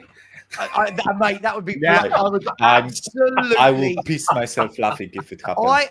I will forego Spurs signing a player. No, I won't. I'm just kidding. Yeah. I would love it, right? I would love it if Arsenal's window was gone from Rodrigo and Gyökeres to Nicholas Jackson and Noni Madueke. I would love it. But yeah, just some transfer news there. By the way, Jordan Henderson has signed for Brentford. I think that's a very, very smart signing. Somebody to replace Christian Norgard. on a free transfer. So Brentford doing some good little bits there. And as always, Fabrizio Romano's done that thing where he retweets his tweet 94 times when something's happening or not happening about Christian Romero not going anywhere and possibly signing a new contract. So we'll talk about that a bit later. Danny, so sorry to cut you off. That's right, mate. Morning, everyone. I suppose Morning. we can actually have a smile on our faces this morning. With what you said there, Sean, it's just something I've been thinking, yeah, and it's something that's crossed my mind a couple of times. And call it just playing devil's advocate here, yeah? Does anyone actually think that we've blamed all this on Levy over the time and that? And yes, Levy is a big instigator. He's the one who runs the money. I get all this. But I'm just doing more of a devil's advocate here. Does anyone actually think that it's maybe Joe Lewis who's just took the platinum handcuffs off him and said, go and do some real business for a change? Because at the end of the day, it's Joe Lewis who is the one who is the main boss at the end of the day. And a lot of people seem to think it ends at the top with Levy. Well, there is one more higher, isn't it? Lewis. I think it's. Do you reckon Lewis has just given some? I don't think it's Lewis himself. I think it's his daughter. Okay, his daughter, whatever. But there's one above Levy, isn't there? Yeah. Does anyone actually think it just might be someone who's actually give him permission to do this? Well, it's Charrington. I don't know. It's just a business, question, isn't it, Dan? Either way, Joe, is, what I'm saying is, Levy ain't trustee. the top man, is he? There's one above. There's one above him. Yeah, there's clearly a power struggle going on, right? Because I think with now Levy's not protected with by Donna. Yeah, Carl, exactly. I want this to. I want Angus. Where's Angus? Has anyone seen Angus? Because this would be. Listen, it's never happening. This would be the most peak moment on YouTube for a year, wouldn't it? For Tottenham to announce Spurs have reached an agreement and have a medical for Victor Gyökeres. That would be. I'll take no other signings or window. Just get me Gyökeres. I don't care about a midfielder. Get me Gyökeres, and let's just get Arsenal fans on every day. Savva, I would take the peak potch. Let's not do 3 windows without signing anyone. I'll go 5 without signing anyone, just to have the meltdown. Just to have to round it all off. To round it all off, Arsenal haven't signed the striker until deadline day, and then they come in and pay 45 million, 50 million for Richarlison just to get something through the door. I want them to get Calvert-Lewin. That would be so good. Them or United getting Calvert-Lewin would start to represent a bit of a change. I was going to say, yeah. Or even worse, imagine they get Jamie Vardy at 50 years old. Jamie Vardy, yeah. He'll score goals. He'll still score goals, the boy. But yeah, Dan, I think, sorry, go back to your point. I think it's an interesting one, isn't it? You know, like, we all seem so bothered about where the money's coming from and who the blame needs to fall at the feet of. At the end of the day, this is what we've wanted, right? And however it's come about, I've never seen Spurs before rock up to a player and go, what's the release clause? 60. There you go. Boom. And I was talking with my mate Perchy, the greatest hurt person in the world, my Perchy. And he said this morning, if you think about it, what Spurs have done is we didn't get the release clause done for Morgan Gibbs-White until after Kudus. Therefore, not letting West Ham know that we can trigger release clauses nice and quickly. Yeah. I think we've played a blinder. The last 36, 48 hours, they've played a blinder. You got Kudus at 55 when everyone was saying it will be 70 million, 75 million. He's gone and got Morgan Gibbs-White. Did anyone know about this? Were there any ITKs? More than 2 hours before it happened? Like, it just... Nothing. Moving different. That's Johan Lang. That's the Lang effect. Terrible for our content. Terrible for our ability to do content, but the geezer keeps things close to his chest. I mean, so with what I said then, does anyone actually think that maybe Daniel Levy has just been told you can go out and spend this money? Or yes, I think it wouldn't be just looking at the cash balance, right? So for me, like, the cash balance at the football club as of last accounts was something like 72 or 74 million. If you've triggered a release fee from Morgan Gibbs-White that's as low as 60 million, then you'd have to imagine that release fee would have a massive, hefty upfront payment. or maybe maybe 40 million. I think isn't it the whole lot when you do a release? From what I've read, it depends on the whole lot. I think it's it would be a lot, different. right? I think in Spain it's the entirety of it, whilst in England you can have within the contract you can have a higher hefty fee. But on the back of what Sean is saying as well, by the way, we also have, because the rumors were that on our accounts we had about 200 million due in payments. So to have those amounts due in this summer, plus adding up to buying paying off that release clause for Morgan Gibbs-White, it just points out to the fact that there must have been a cash injection. It must have been a cash injection. I agree. That's what it looks like to me.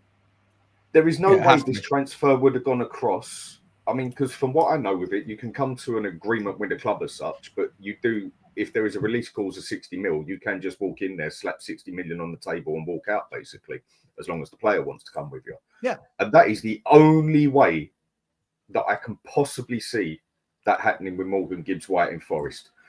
Like you say, Savva, we got in touch with his agent, said, right, would he be interested in coming to us? These are the wages we give. This is what we want to do. He says, yes. We walk into Forest. There's 60 million. Shut up. We're taking your man. That's pretty much the only way it's going to happen, because they ain't making no deals out of that. Well, they've made, I don't know if you guys have all seen this, all told, Forest have made £12 million profit on Morgan Gibbs-White. And I think that's why a lot of their fan base are going crazy, because there was a huge, I think there was a huge sell-on percentage that they agreed with Wolves. Wow. So they haven't actually made a lot of money, and I think that's why a lot of the Wolves fan base are going crazy. But yeah, listen, once you pay this is what the Arsenal fans are arguing, right? This is what the Arsenal fans are upset about with. I mean, I watched some good Arsenal content last night. It's always good fun. I do enjoy the Arsenal content. For me, is almost better than Spurs content at times, because they lose. They're now at the stage, right? They're in this mode, guys. They're in this mode. Even if they sign Gyökeres, most of their fan base are now in that mode. Don't care if we got Gyökeres. We've still gone and bought Madueke and Kepa and Blue. They're in that mode. But I watched a really good video last night from Turkish. It talks a lot of sense. And Turkish is turning around and going, we haven't got the extra 5 million, 10 million to put down and get Gyökeres over the line. But then out of nowhere, we've got 50 great British pounds to go. There you go, Chelsea. Madueke. It's like, why wouldn't 10 million of that be for Gyökeres? And you're sitting there going, these guys are in a meltdown. They're in a meltdown. But anyway, back to Spurs. Sorry, I just thought it was funny watching their content. I'm here for it. I'm here for it. Every day. Arsenal for sure. I mean, if Gyökeres does, look, they're dealing with Varandas, by the way, right? Who is the Daniel Levy of Portugal? He is an absolute ball breaker, and he doesn't care. He'll move the goalposts. He'll do gentlemen's agreements and then ignore them, renege on them. He don't give a shit. He's also got that entire squad playing on some sort of, like, their entire payment structure is not based on your quality. It's based on your tenure and your age. So, like, there's this kind of respect your elders thing where, like, if you've come through the youth system and you've been at their club for a long time, then you'll be paid more, even if you're an average player, than someone who's just arrived as a youngster. And that's why they have to rely on their youth, because they don't really attract, not 21-year-olds from other clubs, because they come in and they stick to this really weird wage structure that is not based on merit. It's based on tenure and loyalty or whatever. And it's very weird. But so, yeah, I wouldn't be surprised at all if Gyökeres, he can kick his toys out of the pram as much as he wants.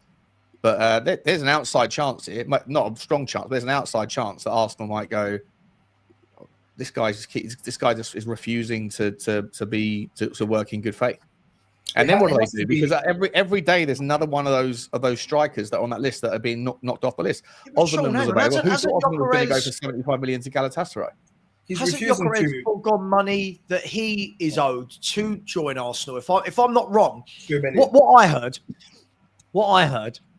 from my sort of note, what I've heard is that apparently the deal that was put in place by Sporting was with their old man. It was with Ruben Amorim and their old sporting director, if I'm not wrong. Apparently that was the agreement with those guys, that Gyökeres could leave for X amount.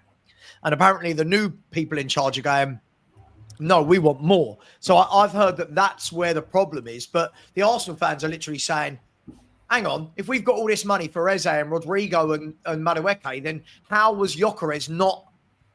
I know we don't care because we're Spurs, but how was Gyökeres not the first one that we went, bang, there's the money, go? And it is a bit. A lot of people are thinking that they may be like, it's all the logic doesn't stack up to me. No one's seemingly, apart from myself, is questioning the value of Florian Wirtz because he's apparently a baller that's going to just be sensational, and he probably will be. But if the argument of why people don't think Gyökeres is worth the money, despite 100 goals in 105 games or whatever it is because he hasn't done it in the Premier League level, well, neither has Florian Wirtz. Neither has anybody that's coming from overseas until they've been in the Premier League. They can't have done it in the Premier League. So you have to take a sort of like a realistic approach here and think like if he's done it at every level that's previously been asked of him, and he's scoring that many goals, and Arsenal are going to feed him as many opportunities as Sporting would have done, probably 2 or 3 times more.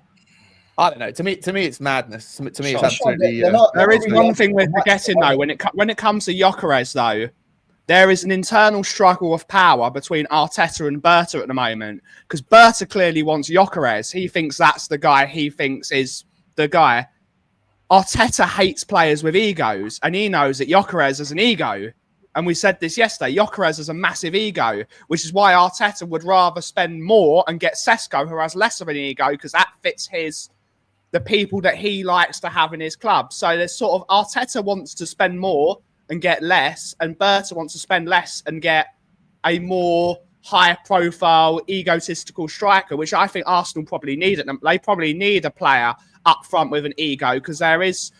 I'm not going to say they've got a lack of egos in that team. They need that. Is that real? Sorry to interrupt. I can't see it. Sorry. Matty Hayes has said. Oh no, sorry. He's put. Sorry. Okay. Oh, I thought Sean was about to do some breaking news there. No, he's been sneaky. He's been sneaky and put exclusive Adam Wharton to Tottenham. Here we go. Deal agreed for more than 80 million, including add-ons. Green light for Wharton, yada yada. But then he's also put, "What would you do if Fabrizio just tweeted?" So he's been a sneaky little engagement. I hate that, Matty. Yeah, that's poor form from Hayes. Poor form from Hayes. Matty Hayes, don't do that, mate. You're getting sneaky. He got me for a split second. The little git. Listen. We've got 6 hours. We've got 6 hours to announce our next player, or I'm fully Levy out again. 100%. What have you done for me lately, Levy? What have you done for me lately? What have the Romans ever done for us? Is this Kate or Jim? I'm going to go with Kate. I'm going with Kate. Big up Kate. I'm going to go with, sorry if it is Jim. Said, imagine if Chelsea used the Madueke money to buy Rodrigo. Oh, God. I kind of want Chelsea to go and get Gyökeres. I think now I'm at the stage where just anything to see Arsenal unhappy would be very unbelievable. Funny. If they sell Jackson as well, I still think they need another. They can't go into the season with Liam Delap as the centre forward. So anyway, well, I'm wondering though, Savva, whether Chelsea's thinking because of the exploit of what's the guy that they got from Brighton? I forgot his name now. Pedro. In the Club World Cup. I wonder whether they're now starting to think that maybe Joao Pedro and Delap is a good forward line. But back to the point on Gyökeres, they're not even asking a lot of money, Sean, from my understanding. The gentleman agreement was for 60 million euros. They want 80 million euros, which is what, 65 million pounds? That's not breaking the bank money. So I understand Arsenal fans. Yeah, I do think that there is Manny, there is a seemingly like the market doesn't feel like it usually does. I think Liverpool and Florian Wirtz went early out of the traps and like, Leverkusen must be sitting there going, got 120 million for a guy when everybody else in this market is going for about 60% of that. Like it seems like that kind of that, but then Liverpool got away with it by selling Konza for like 45, plus they've got a sell-on fee or a buyback fee or whatever it is. So like Liverpool seemingly have got themselves out of their own sort of jam by going early. But I think that there's that notion, right? Like everyone always says like, oh, the early bird catches the worm. But sometimes if the market doesn't know whether it's a buying market or a selling market, then sometimes it's better to have patience because it can be a virtue and you can figure out where the right price is. But I do think that now you know that Joao Pedro is costing 55 million. right? If Alanga's 55 million, if Kudus is 55 million, if Gibbs White is 60 million, if that's the seemingly the ballpark for that level player, then you have to make the decision of whether Gyökeres is the level above it or at that level. And if he's at that level, then he's a 65 million pound player. If he's the level above, then he's probably 80 million. And I think, obviously Gyökeres is going to think that he doesn't care, he wants to go, but Arsenal are going to try and use those. But I think that Arsenal have been sloppy there because they might have been able to go a little bit earlier. But now that the market has set that precedent, most people would suggest that João Pedro is nowhere near as good as, on paper at least, as Gyökeres. And so if Pedro's 55, then Gyökeres is probably 75 at least, right? Yeah. Agreed. Spot on. And also historically, Sporting have been really tough to negotiate with, right? No matter which ownership, right? Even when we discussed Pedro Porro with them, it took a whole month, right? I know it's also partly because of the way we approach transfers, right? But Sporting weren't making it easy for us, right? And there were, as soon as we thought we have a deal agreed with them, they started, pulling something out of their ass and saying, no, you have to pay 3 million more for this and 2 million more for that, and maybe so I think they will get it done, but I understand the frustration from their fan base, right? Because this has been on the topics for them for at least 2-3 years already, the striker topic, right? And they haven't done it in the past 4 windows, right? So right now you would expect that this would be the utmost priority and that you wouldn't waste time with it, right? And I get the frustration, but I also understand it from Arsenal's point of view, right? That if there is a chance to pay 60 million, not 80 million, you would rather pay 20 million less, right? And if the release cost, I think it's 60 million, right? And Gyökeres publicly said he wants to go to Arsenal, right? And there aren't many other clubs that are in for him, right? Or at least show open interest in him, right? So Arsenal, in essence, are in a power position, right? They can exert power on Sporting, right? And say, we will pay you this. Your player wants to come to us. He will rebel. He won't come to training, right? He will be a pain in the ass for you, right? So I understand it from Arsenal's board point of view, right? Because they probably think to themselves that if we play hard, we pay 20 million less, right? That 20 million can go to X, Y, and Z player, right? But from the fans' point of view, I understand why they are so frustrated, right? Because Mikhail, this is a priority for them, right? I keep talking about optics in this window, right? And the optics are at the moment, again, we're not Arsenal fans, but we are football fans, right? The optics are if Arsenal, their next 3 signings were Eze, Rodrigo, and Gyökeres, then they had signed Madueke and Norgard. I 100%. Think everyone goes, absolutely brilliant. What a window. We've got 3 or 4 first-team players in with Zubamendi as well. Now we've got the squad players. Same with us. After we bought into Kai, after we bought into Kai, we sat there and said, right, if the next signing is a Kyle Walker-Peters, the fan base loses its mind, right? Because we're all going, oh, this is shit. This is normal. But the next 2 now, the optics are, wow, we've got 2 first-team players that have come in.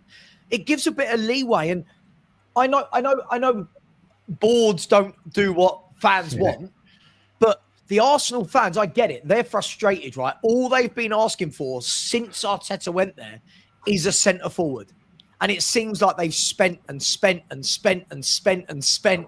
And still they're all going, yeah, but where's that one guy that wins your titles? Where's that one guy that, we played shit for 90 minutes, but he's plucked the ball out the air, goal, done, 1-0, shit housed our way to a win. They've still not done it. Especially with the history of the strikers they had, right? They are a team that had brilliant strikers for the past 2 decades, right? Like Henry and Van Persie and even Aubameyang, who some people want to make him as if he wasn't a great, as if he wasn't a great striker. He won the Golden Boot, holy shit, they had great strikers for the past 2 decades, right? And suddenly now they find themselves with Havertz, who keeps missing dead on chances, right? And Jesus, who cannot stay fit, right? So I'm not surprised that they are so frustrated with the situation.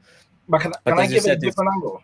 Oh, sorry, go on. Yeah, no, just one thing, because this is something that I love about the football fans and the simplistic like we go from point A to point B type of thinking, right?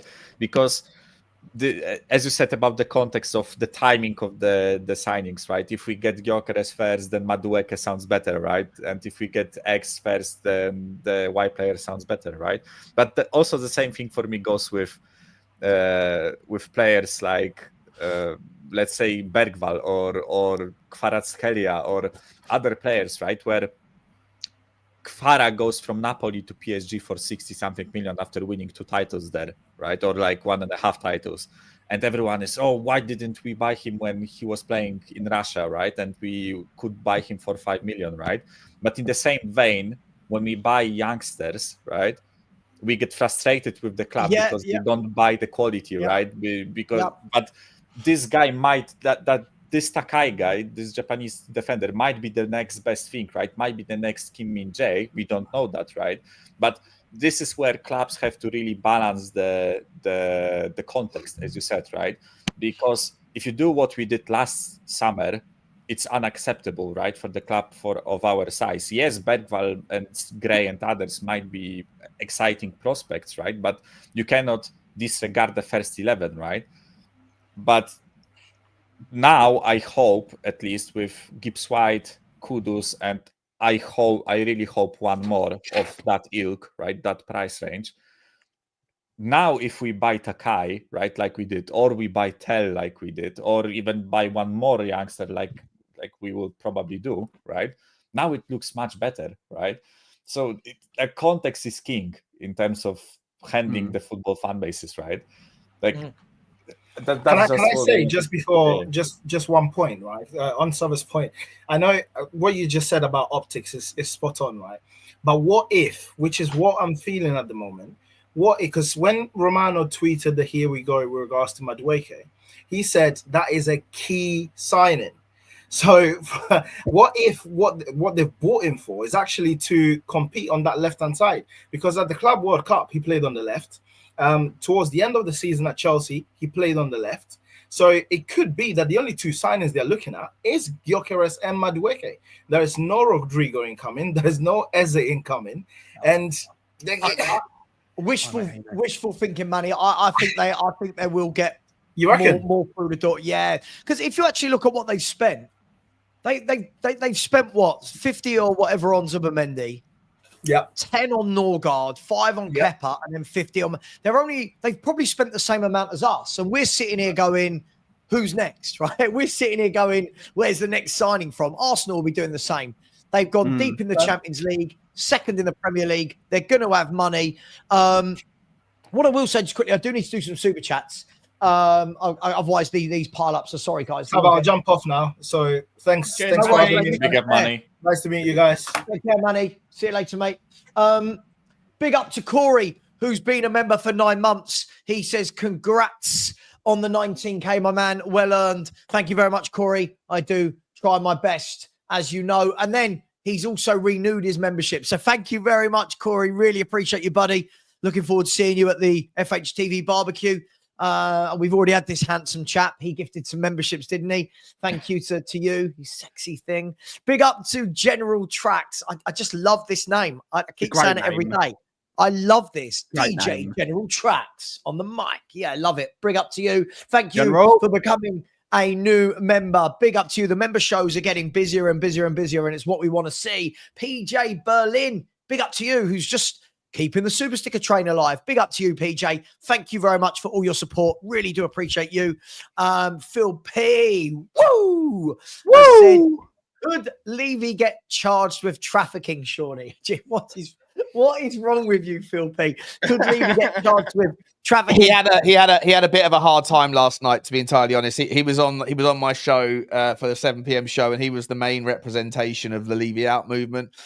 Just for what it's worth, I absolutely respect anybody's right to protest, but the shamelessness of Change for Tottenham taking credit for, first of all, Donna Cullen's exit last month, and now for the takeover, for the investment that has certainly come in to make these things happen. They're saying, this is what we've been asking for, this is what we've been marching for. Thank you, everybody. Are they taking credit?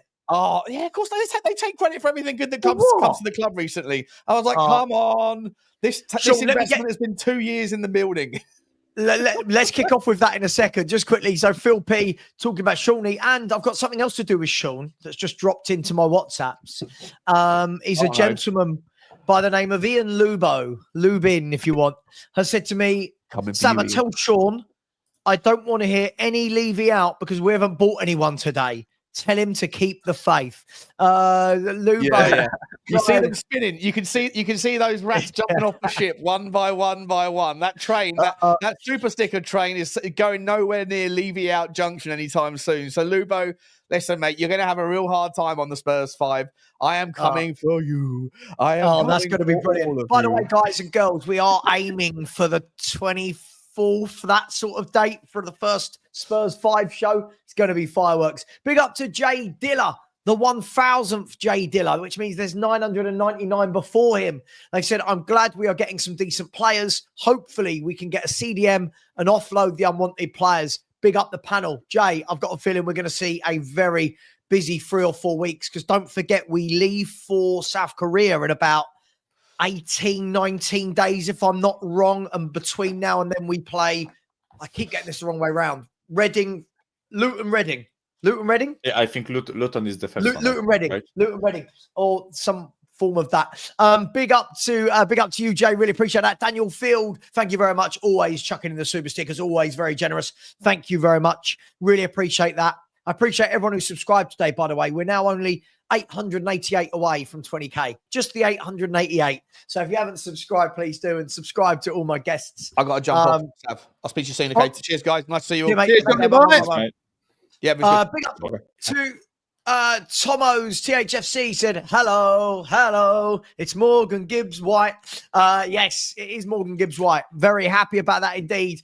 And Tomo's come back in again. Thank you very much, sir. And to Savva and the Ben Davis biscuit. Yeah, my rich tea is being referred to as the Ben Davis of biscuits. Yeah. Utterly shocking. No, these aren't biscuits. That is a biscuit. That's not. That is a biscuit. Not a biscuit. That is a biscuit, Savva. Big up to you, Tom. I really appreciate that. Guys, just quickly, I did see this. So this is what Alex Crook is saying. He's saying that Johan Wissa is pushing to leave Brentford this summer. Nottingham Forest are in talks. Tottenham are plotting a move. I love that. Plotting a move.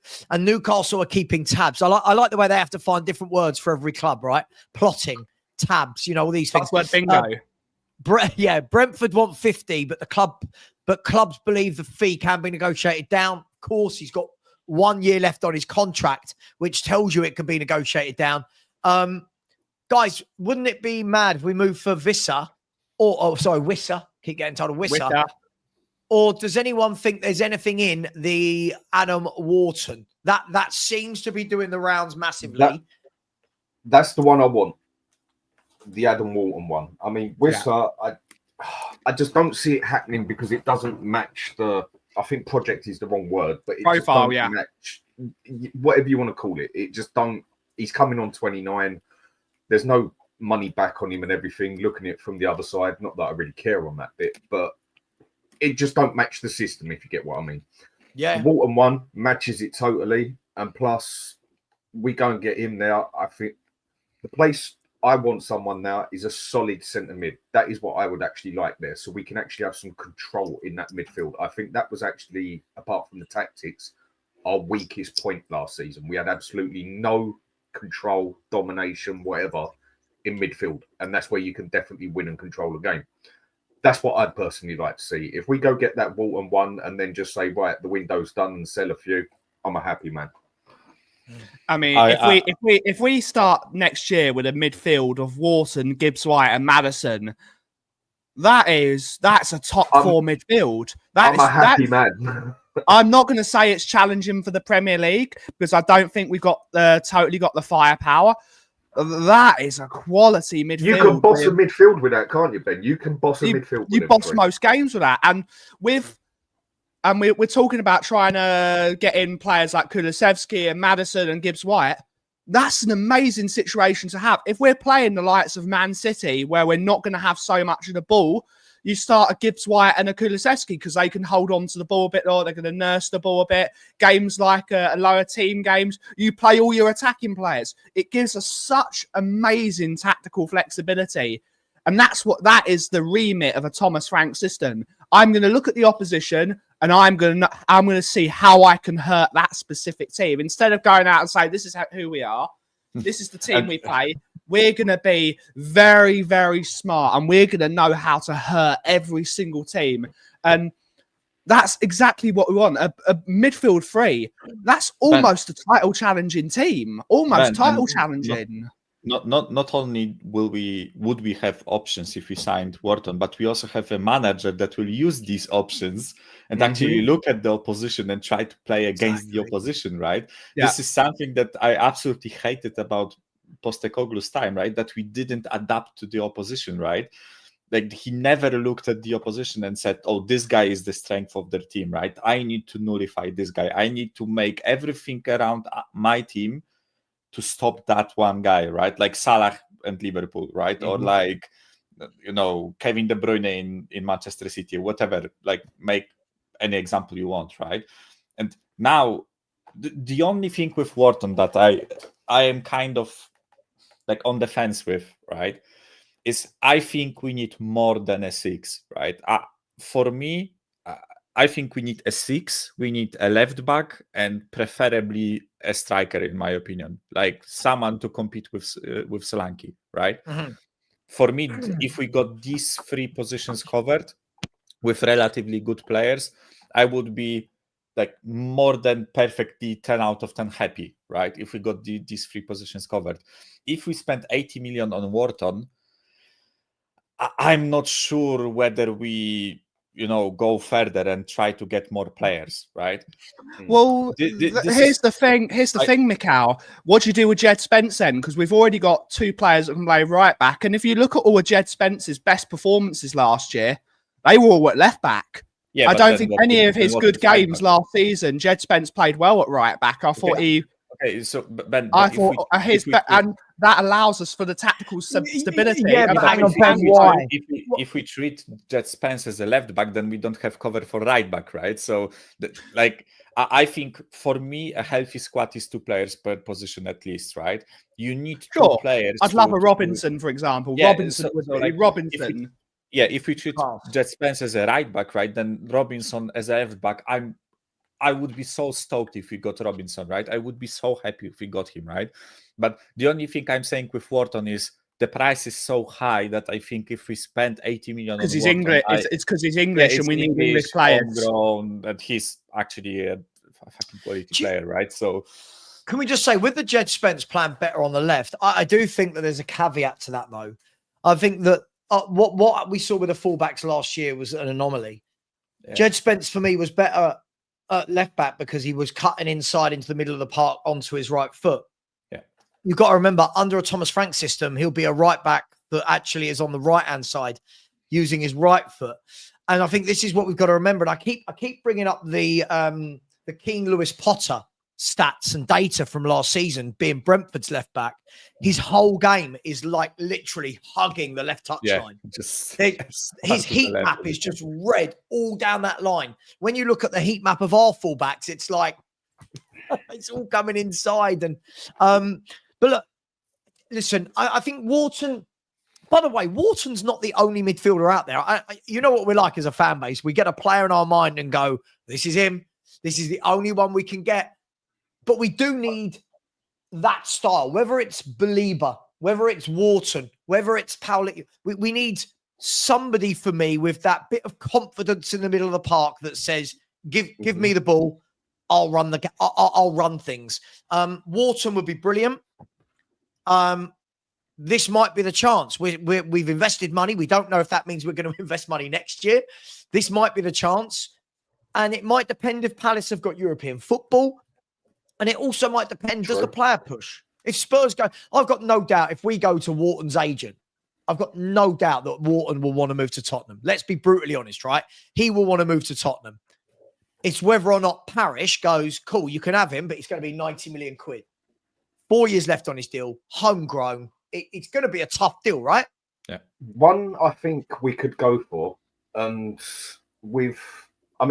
just to put, I think I have to put my hands up to something here. I've been saying a lot that this 17th place is going to hold us back big time. I still think there might be an odd bigger player who'd look at 17th and have an issue with it, but I think I got this one wrong. I'll put my hands up to it. You put Dan, the I don't money think on. you did get it wrong. The context of this is bigger players. What we've gone and done, we've gone and got West Ham's best player. We're better than West Ham. We've gone and got Forest's best player. We're talking about Wharton from Palace. When I'm saying 17th is going to stop, I'm talking about when we go and fans want a Gyökeres. Fans want a, do you know what I mean? They want a Dybala. I think the difference is they will look at 17th. That's sort of thing what I'm saying. Like, for example, right? The bigger ones, yeah. But I didn't even think that Morgan Gibbs-White would look at us for the fact of 17th. But I thought the Champions League could have that pull on that sort of player. But you go for a significantly bigger one, he will look at 17th. But I don't think that 17th now is going to damage us as much as I thought, basically. I thought the 17th would damage us more than the Champions League would have pull. The one player I want to bring in, that if we're talking about Wharton, and yet the extra price is going to come with him and everything else, Nicola Ravella from Lazio, you're getting for, in opinion, they need money out there. We're getting for 40, 45, 50 million. His wages won't be stupid. How old is he? What, 23, 24? And he's a quick, solid defensive midfield, central midfielder. And that is where I think I'm agreeing, if I got the picture on what you're saying, in the aspect of, okay, we get Wharton for 85. But we can go and get Ravella and say a left back, right back, whatever, for the same price. Yeah. For 85 million for the pair of them as such. Because Italy are desperate for money, bar Juventus and maybe another team. Inter up straight. They're all spending money. I keep hearing this. All these Italian teams I keep looking at, they're all spending money. There's a lot of trouble. None of them have got any. But there's a lot of trouble out there in the market at the moment in Italy, with a lot of clubs behind the scenes as such. I mean, the one I can definitely speak for is Inter as such. But I think, let me show you this. Let me show you this, Dan. So this is sorry, I know this is covering everyone's face. Apologies, guys. This is where we are at the moment with our club train. Now, it might take you a little bit of time to get your head around the colours and the numbers, right? But essentially, the graph on the right is what's telling you what we've got. All right. So it's telling you that we can have 17 foreign players. We've currently got 24. It's saying that club trained, we have got 2. So we've only got 2 club trained players at the moment for the UEFA tournament, which means that we'd only be able to put a squad together of 23, not 25, unless we find some club trained, which I don't think we will unless we go and get someone like Dennis Churkin. But this shows you what we've got in terms of homegrown, club trained, European, etc., etc. This is where we're at. That's why Kyle Walker-Peters on a freebie makes perfect sense. Is he good enough for a squad player? Yes, I know some people don't like the word backup or squad player, but I think he is, and he can cover left and right, same as Spence. And he also comes with the excess of homegrown, English, everything else. And if he's on a freebie, go for him to pack up the numbers in that aspect, because sometimes you do have to do that. You have to get those certain numbers in your team as such. And for a freebie, I think he's a good idea. Yeah, look, well, he's off to, by all accounts, he's off to Besiktas in Turkey. I didn't know that. No. Yeah, he's off to Besiktas. Romano's just announced it, but he's in talks. But yeah, Wharton, it's funny, isn't it? Because as I said, we get a name of a player and we go, right, that's it. This is the guy, that's the one we want.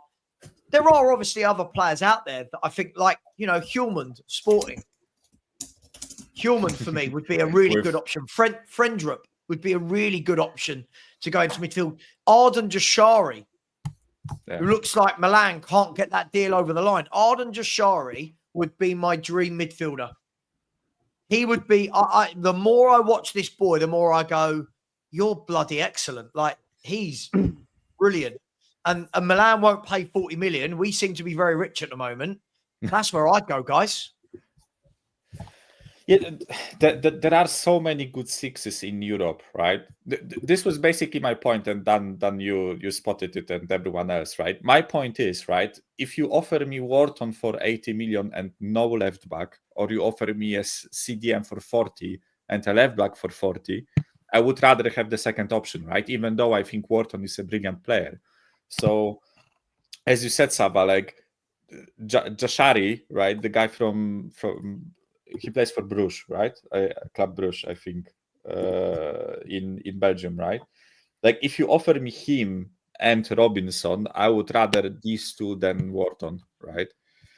And It's better for the squad, isn't it? yeah, it's better Overall. for the squad, and you basically at that point you have options, you have covers, you have everything prepared to just tackle the season, right? I always say this, like I want this club to do everything in their power within context, right? I'm not expecting them to start challenging for the league after finishing 17th, right? But I want them to do everything in their power to make this club better and make it compete, right? Make it so that I can watch games and feel like the club is trying to win and feel like the players are trying to win and the manager is trying to win, right? And I don't want to be embarrassed watching our players play on the pitch, right? And if they do that, then go for it, right? This is something that I really want to see this season, right? I don't have expectations of finishing top 4 in the upcoming season. I don't have expectations of winning the cup, right? But I just want us to be as competitive as we can be. And right now, the club is doing that, in my opinion, right? The club so far have shown me that they bought 2 really good players that are prem proven, although I think that whole prem proven thing is a bit of a, you know, just like a media thing, right? Prem proven players. There are plenty of players in other leagues that would smash it in Premier League and they don't need experience playing here, right? But in essence, we bought 2 players that have already played in this league, that have the experience, that aren't complete youngsters, right? So the club right now is showing me that they want to improve, they want to make us respectable, and this is all I can ask for right now. And as you said, Nicolo Rovella, right? Manu Kone from Roma, Locatelli from Juve, right? Yeah. Like Felix Mecha from Mecha, I think that's how you pronounce his surname, from Borussia Dortmund, right? There are so many players out there that we can buy that make us improve, right? And one thing also to mention with what you said, Savva, like I like the fact that we are buying first and selling later, right? Because we will have to sell quite a few players, because as you said, as you shown, we have 7 foreign players over the limit, right? So like you don't have to register them all for all competitions, right? So you can register 17 for the Champions League, and then you can register 3 different ones in that 17 for the Premier League, right? Yeah, but you cannot have 26 foreign players, because some of them won't get the game time, some of them won't be registered for the any competition, right? So then you have unhappy players. So, but I like the fact that we are buying first, and only then we have the argument to present to those players that, listen, we bought Mohamed Kudus and Morgan Gibbs-White and this guy and that guy, right? You won't have game time here. Please find a different club. I'm looking at you, Richarlison, right? I'm looking at you, Bissouma, for example, right? Like I think Morgan Gibbs-White spells the end of Bissouma, in my opinion, in the club, right? I mean, Mike, there's so many that should go. There's so many. Go, right? Mikhail, we talked about this yesterday, right? I still think it's easier to buy than it is to sell. It's very difficult to sell because you've got to have a buyer. So like when people keep saying get rid of Richie, I don't disagree. You won't find any disagreement. But someone needs to buy him, right? Someone's got to come in and go bang. And then Richie himself has got to go, yeah. Do you know what I mean? Like I know people think clubs can just get rid of people, but the player has to agree. This is the player's life. Can't just go, oh, it was shipping him out to Turkey. He has to want to go to Turkey, right?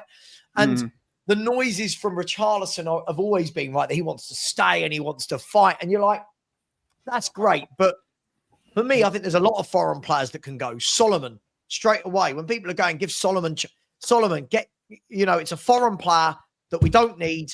We've got players in that position. Get 15, 20 million, right?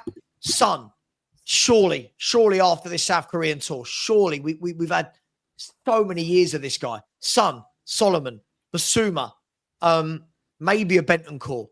Brian Hill, Richarlison. There's there's a lot of players that could be moved on who fit into that foreign bracket, but they've got to have buyers. And I've got a feeling a lot of them will end up going on loans with obligations or options to buy. I do think to an extent you can give that player that push as such, but I agree with what you say. If he says I ain't going nowhere, you can't force it. You can put you can tell him you don't want him, Dan, but you can't tell him where to go, right? You can give him that little push of you're not going to make an easier one. Hang on a sec, Ben. Just with the last bit there, I think you can give them extra threats as such. Well, I ain't going to play you. I ain't even going to pick you in the squad as such, whatever else. But again, if he chooses to go nowhere, then you can't do it. The other thing is with the transfer, I totally agree with what Mike said. We're actually seeing for once Spurs act first in the buy. And it's good to see for a change. But I do also believe that we've also got plans in the background of players that are either going to get sold, go on loan, and there's deals already going on in the background. Because I know Levy's done this a total different way, or Spurs have, whatever way you want to say it. But there's no way I can get my head round and picture that Levy's just gone bang, bang, bang, and he hasn't even got plans in the background and other things on the roll as such for certain players already on the way out. So I do think there is movement in the background already. It's just we're not quite seeing it yet. Oh, Dan, for sure. Let's be fair. Listen, as much as we get annoyed at our club, these people aren't dumb, are they? They will realise, well, hang on, you're bringing players in. Players have to go. Like you need squad space, you need wages freed up, you need all of these things. Look what we saw last year, right? We struggled to get rid of people. Richie didn't want to go to Saudi, right? Brian Hill, no one bought him. He ended up going on loan to Girona. Højbjerg, they couldn't afford him last year. So what they had to do was the obligation to buy this year. And we're going to see that again. Surely the players as well, Dan, know. Surely there are players that we're watching in these training videos where we as fans and they as players know, I'm not a part of this. Do you know what I mean? I'm not a part of this. Like Valise. You saw on the first days back at training, you saw all these videos of, Aleo Valise. And then the next day, we've agreed a fee for him. We've agreed for him to go on loan to. Blah, blah, blah. I think we're going to see 5, 6, 7, 8 of them go. We've got to.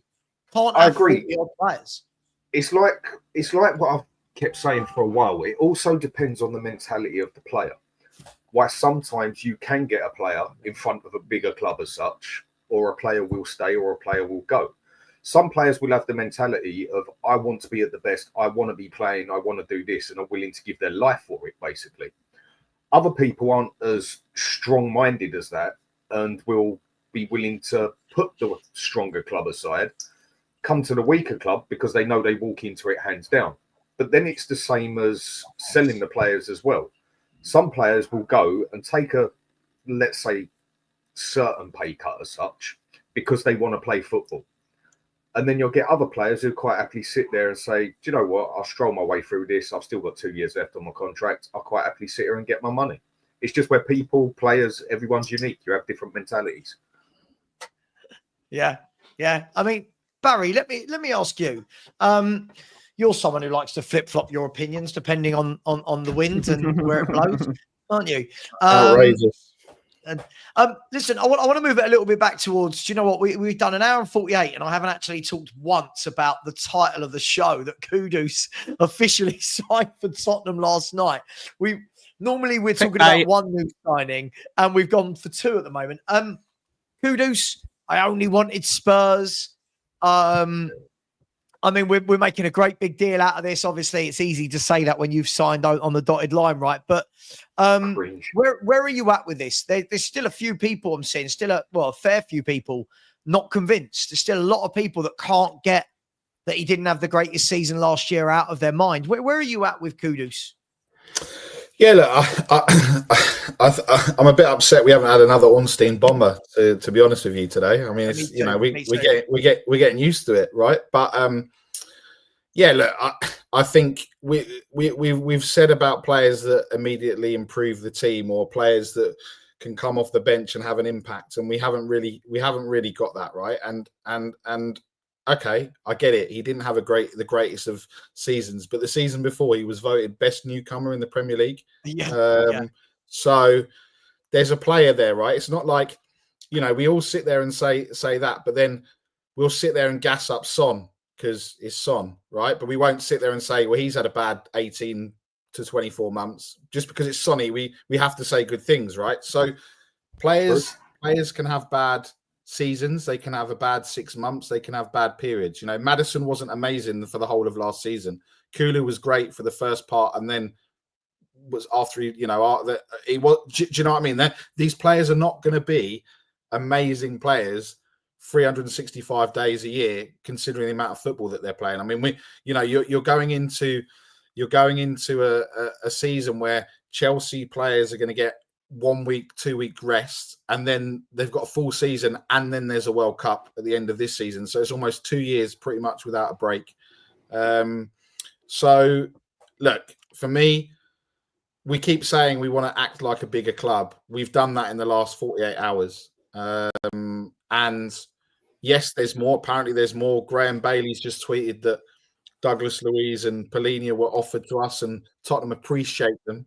That famous line that we appreciate, another buzzword bingo. But I can't understand why people, people just sit there and just want to be negative for the sake of being negative, right? There needs to be some balance here.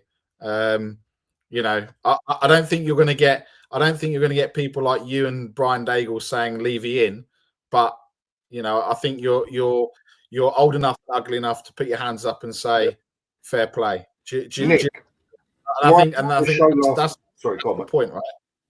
Brian did a show last yes, picked up Levy and said, "I'll say when he does right, I'll say he's got it right and fair play to him." He said, "I still can't stand him, but like a few of us on here, credit where credit is due at the end of the day. Like we gave to Ange for winning the cup. It's just there are some people who just despise, and I don't even like using the word, but it ain't in my vocabulary, but it is in others, hate him so much, and I can understand why, that everything is negative, and no matter what he goes and do, they'd still get an assassin out there, basically. But that's the way right? There is some positive sides to what he's done as well, and at the moment, credit where it's due at the end of the day, like him or not.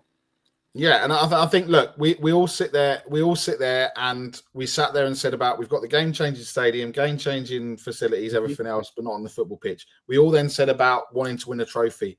We've got that monkey off our back. We're talking about not signing people in nappies or kids or whatever you want to do. We're not doing that. So, I mean, I don't know what more people want.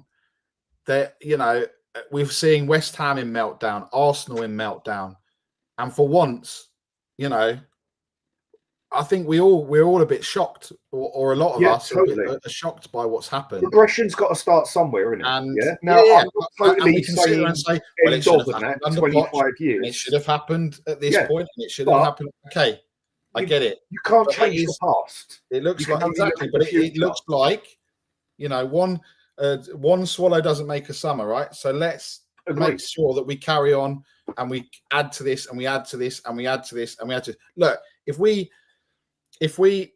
whatever's happened, whether it's naming rights, whether it's investment, whether it's a takeover, whatever it is, there's money coming from somewhere, right? And no one's just dropping money just because they've got it down the back of the sofa.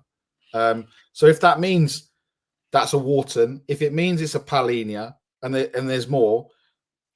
I mean, like with Savva said, it's probably the first time that I'm going into a season where I'm actually excited, and we've had. Can we talk about the elephant in the room? The moment Barry gets rid of his season ticket, Daniel Levy starts buying players. So I'm blaming Barry for the reason we've been crap for 20 years. It's all Barry's fault. It's all your fault, Barry. You are the reason Daniel Levy signed players like Emerson Royale. It's all your fault, mate. It's all your fault. Couple of bits of news. News. I mean, it's not an Ornstein bomber. Why is everybody now using this word bomber? Bomber. Like, why is it one person on the internet says a word and everybody else goes, "Oh, I need to add this into all my thumbnails." Some words are just catchy, Savva. It's like on the street. Some words they get dropped and then people use them. Yeah, and also Ben, actually, I'm not the problem. You also need to thank me for not going to Bilbao, because that's the reason we won the trophy. Because I did. I did. But it's also your fault because you didn't get to see Perchy on the lash 15 pints deep. So it's all your fault. Perchy on the lash, don't you worry about that. Not that bad. Yeah, Perchy on the lash is a sight to behold. Graham Bailey, don't know if Bailey's reliable in any way, shape, or form, but everyone wanted me to read it out. So here we are reading it out. He said, Tottenham are doing some serious work on bolstering their midfield. I love these words, by the way. I love the adjectives that we throw in. Let me try and change it. Tottenham are doing some serious work on strengthening their midfield, whatever word you want to put in. Both Douglas Luiz and João Paulinho have been offered to Spurs, and they do appreciate both. We appreciate them. But the club have other options, including Adam Wharton. Now, the next one I've got here is from Javi Gamora, who he's got a little gold medal next to his name, and apparently in YouTube world that means where is Gamora? They're amazing, right? So Tottenham are interested in Conor Gallagher, but a move to Spurs is seen as complicated, especially given his connection to Chelsea. Newcastle are seriously considering a move for the player. Several Premier League clubs are interested. I'm not going to lie, guys. I don't know how much weight I'm going to give that. I'll give it a 2 out of 10. But Conor Gallagher, for me, is absolutely everything I want in a midfielder for a squad. Not saying he has to play every game, but Conor Gallagher, for me, 100% every game. When he was in the Premier League, this is what I went under the radar. Loads of people went, Conor Gallagher, not for me. For the last 2 years at Chelsea, do you know he was in the top 5 for every single midfielder stat there was? Goals, assists, tackles, interceptions, duels won, recoveries, ground covered. Like, he was in everything. Do you think a deal for Gallagher could be made now that he's not coming directly via Chelsea, or is there still too much history there? Chelsea thing? Why would he leave Atletico? That he played last season, right? So that's just surprising for me because I don't know, man. I didn't write it. I didn't write the article, Macau. I didn't write the article. I promise. Yes, you did, Savva. Savva wrote the article. Savva, cheeky bastard.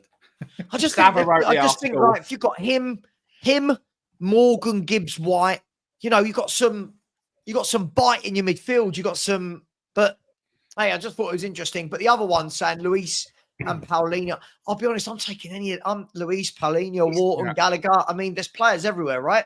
Taking any of them. It's another thing we haven't had in this team, and I think quite a few of us complained about it last year. I mean, how do I put it?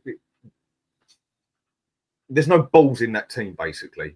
Yeah, but bar maybe Romero, and Bentancur's got a little bit of aggression on him as well.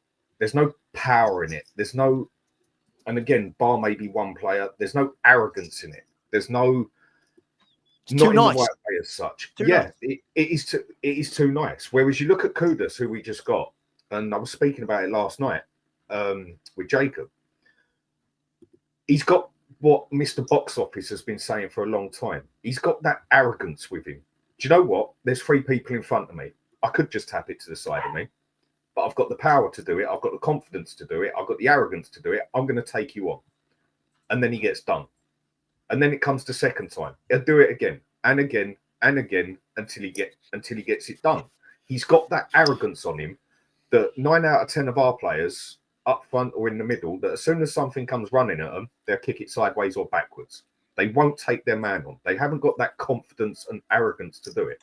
And I know arrogance is a thin line between big confidence and then some people are just a arrogant dickhead, basically. But it's something we haven't had for a long time. And I feel that's something that Kudus definitely brings to us. That bit of power, that bit of arrogance, that bit of, well, I'm going to do it whether you like it or not sort of attitude on the pitch. And if we get that bit of power in midfield as well, it's one thing we definitely need. Because bar Romero, and like I said, the attitude of Bentancur here and there, what actual arrogance, attitude, power, willing to fight have we got in that team? Completely agree. But by the way, sometimes I think we talked about this, Dan. sometimes it doesn't always have to be the greatest technical footballer. Every club, you need some of these players. And I always go to John McGinn at Villa as the perfect example. You know, he's such an unsexy name. I'm guessing John McGinn doesn't sell millions and millions of shirts, but if I'm seeing my team line up and I know I've got John McGinn in central midfield, I know there's a bit of fight. I know that there's a captain dying for the cause. And that's why I've always said, like, I like Bentancur to a degree. Neat, tidy. I like, you know, I like Basuma to a degree. I like Bergvall, but I don't feel like any of them are, I don't know. I need some of that. You know, I want someone who goes to war. Yeah, you need someone who's willing to, how shall I put it, kick them when they're down, basically. I know that sounds horrible, but someone who's got the attitude and the nastiness to, I really don't care about you. I'm going to get this job done. I'm going to have this fight done. And it's one thing I don't have. And when we have mentioned players in the past, and I've spoke with most on here about it, but especially with you on this one, when we've mentioned players like Locatelli, okay, not the most aggressive one, this and that, but people say he ain't good enough. When we've mentioned McGinn for this job, which is one who I'd definitely take, a lot of Spurs fans turn around and say, no, he's not good enough. He ain't got the skill. We don't want anyone. When you said Conor Gallagher last year, straight away, I was like, well, no, thank you. When I thought about it for about a week or two and see a couple of things and thought about it, I said on your show, do you know what? I got that one wrong. I get where you're coming from. It's like you say, it isn't that sexy name. It isn't that sexy football, whatever, and that. We just need that dirty man to do the job. I think everyone wants every footballer, guys. I think everyone wants the footballers to all be tiki-taka, beautiful. And I get it, right? I get it. But even when you look at Man City, what they've had in abundance over the years is they've got all that beautiful football they can play, but they've got the guys with that bollock and bite in them. Like, you look at Rodri. Rodri will have the fight.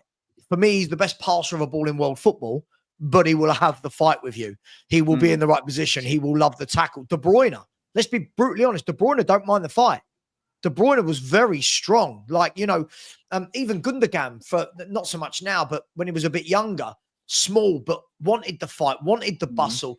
Stocky. For me, I look at Bentancur, I look at Sarr, I look at a lot of these boys, and I just think Brennan Johnson, another one, Son. I look at them all, and it's a bit powder puff, isn't it? It's a little bit like if someone blows on them, they'll fall over. With Bentancur, I don't necessarily agree. I think he has that dog in him, or however you want to put it, right? But I agree with others. Johnson, Son, Sarr is not much of a fighter. Bissouma, ironically, because I would think that he looks like a tank, right? But it's just, there isn't much in there, right? In terms of like fighting. So I agree with you. We need to definitely bolster the whole like manly side of the team, right? But I just wanted to say that with Bentancur, I don't necessarily agree. But other than that, I just feel he's lightweight. I'm not saying he won't get stuck in. I just feel he's a little bit. Listen, Bentancur's an interesting player for me because technically I think he's a good player. He is. I can't sit here and say he isn't. And at the time when we signed him, I think the fair thing to say is at the time when we brought in Bentancur, I think he looked so much better than he actually is. And people are going to shoot me down here because I think of who he came in and took the place of.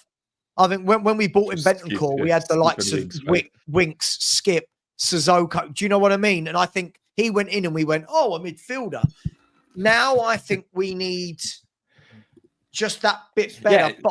But I think Frank likes him from what I know. So I do think it will be Bentancur and another. So I'm interested to see what that means for a Bergvall now that higher up the pitch you've got Gibbs White, Kulu, Madison. But I'm here for it, guys. I'm here for the options. Yeah. Mike, I just want to agree with you a sec. I wasn't saying that Bentancur hasn't got it. He just hasn't got it to that degree, is what I was saying. Yeah, he's one of the ones who you could look at, whereas Romero, you can see he's got that side.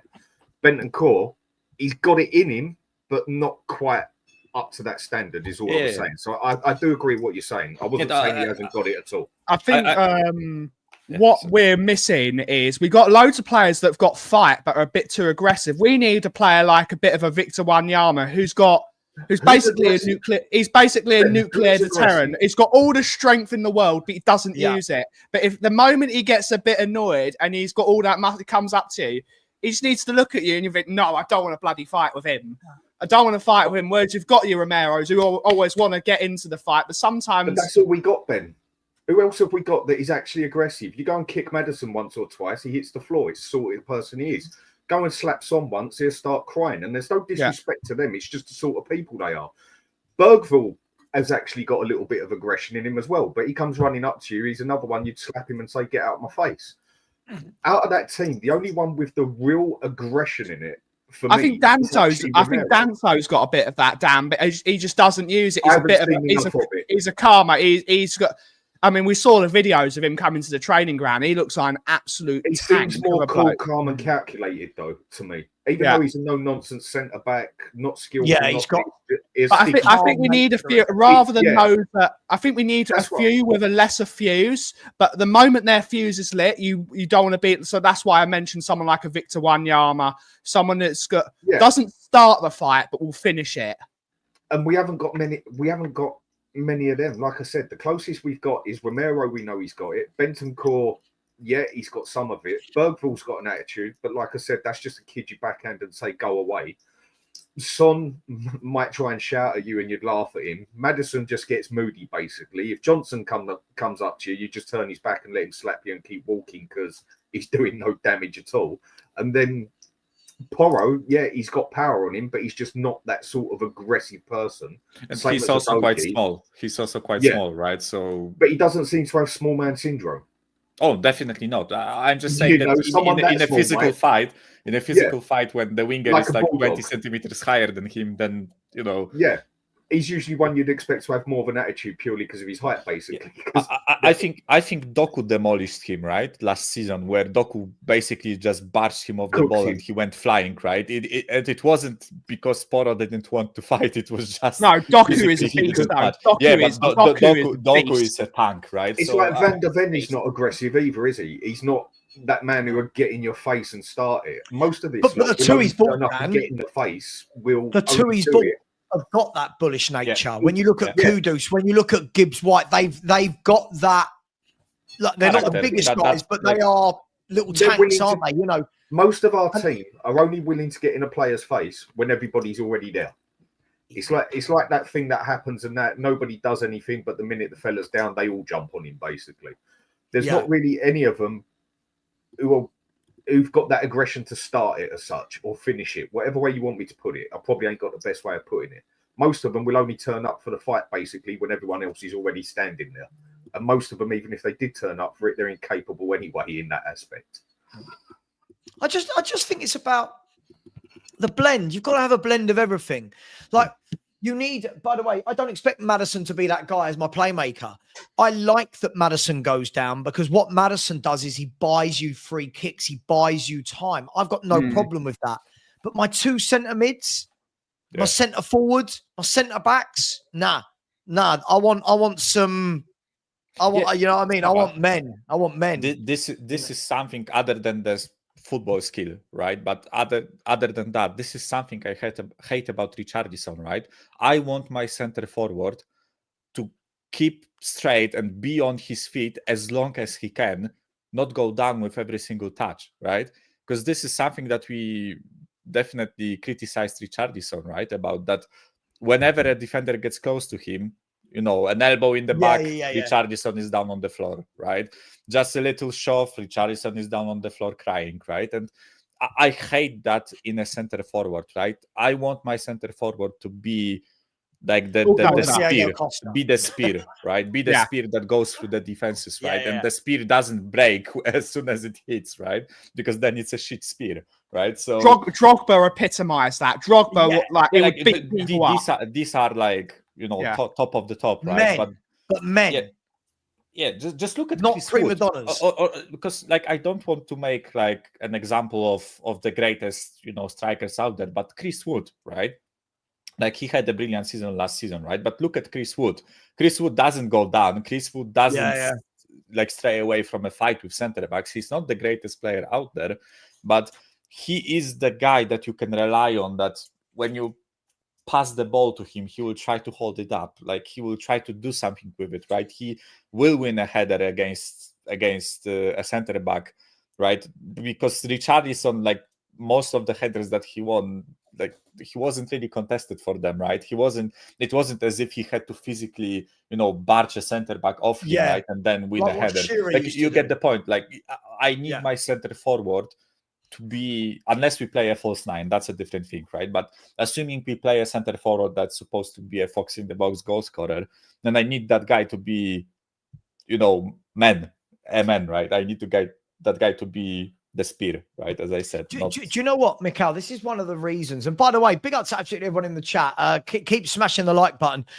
We've just hit 500, but there's been about 9,000 of you who have passed through so far. So we should be getting closer to 600-700. We've got a poll in the chat as well, by the way, which has had nearly 1,200 votes. And the question was, has the 2 signings in 24 hours changed your mind on Levy and Enoch? Your options are yes, no, always liked them, or positive but need to see more. Yes, 21% have had their mind changed. No, 23% haven't. 7% said always like them, and 48% have said positive but need to see more. So minds are changing. On the super chat front, big up to Craig Scott. General Tracks said, yes, I am a DJ. The Spurs mix coming soon.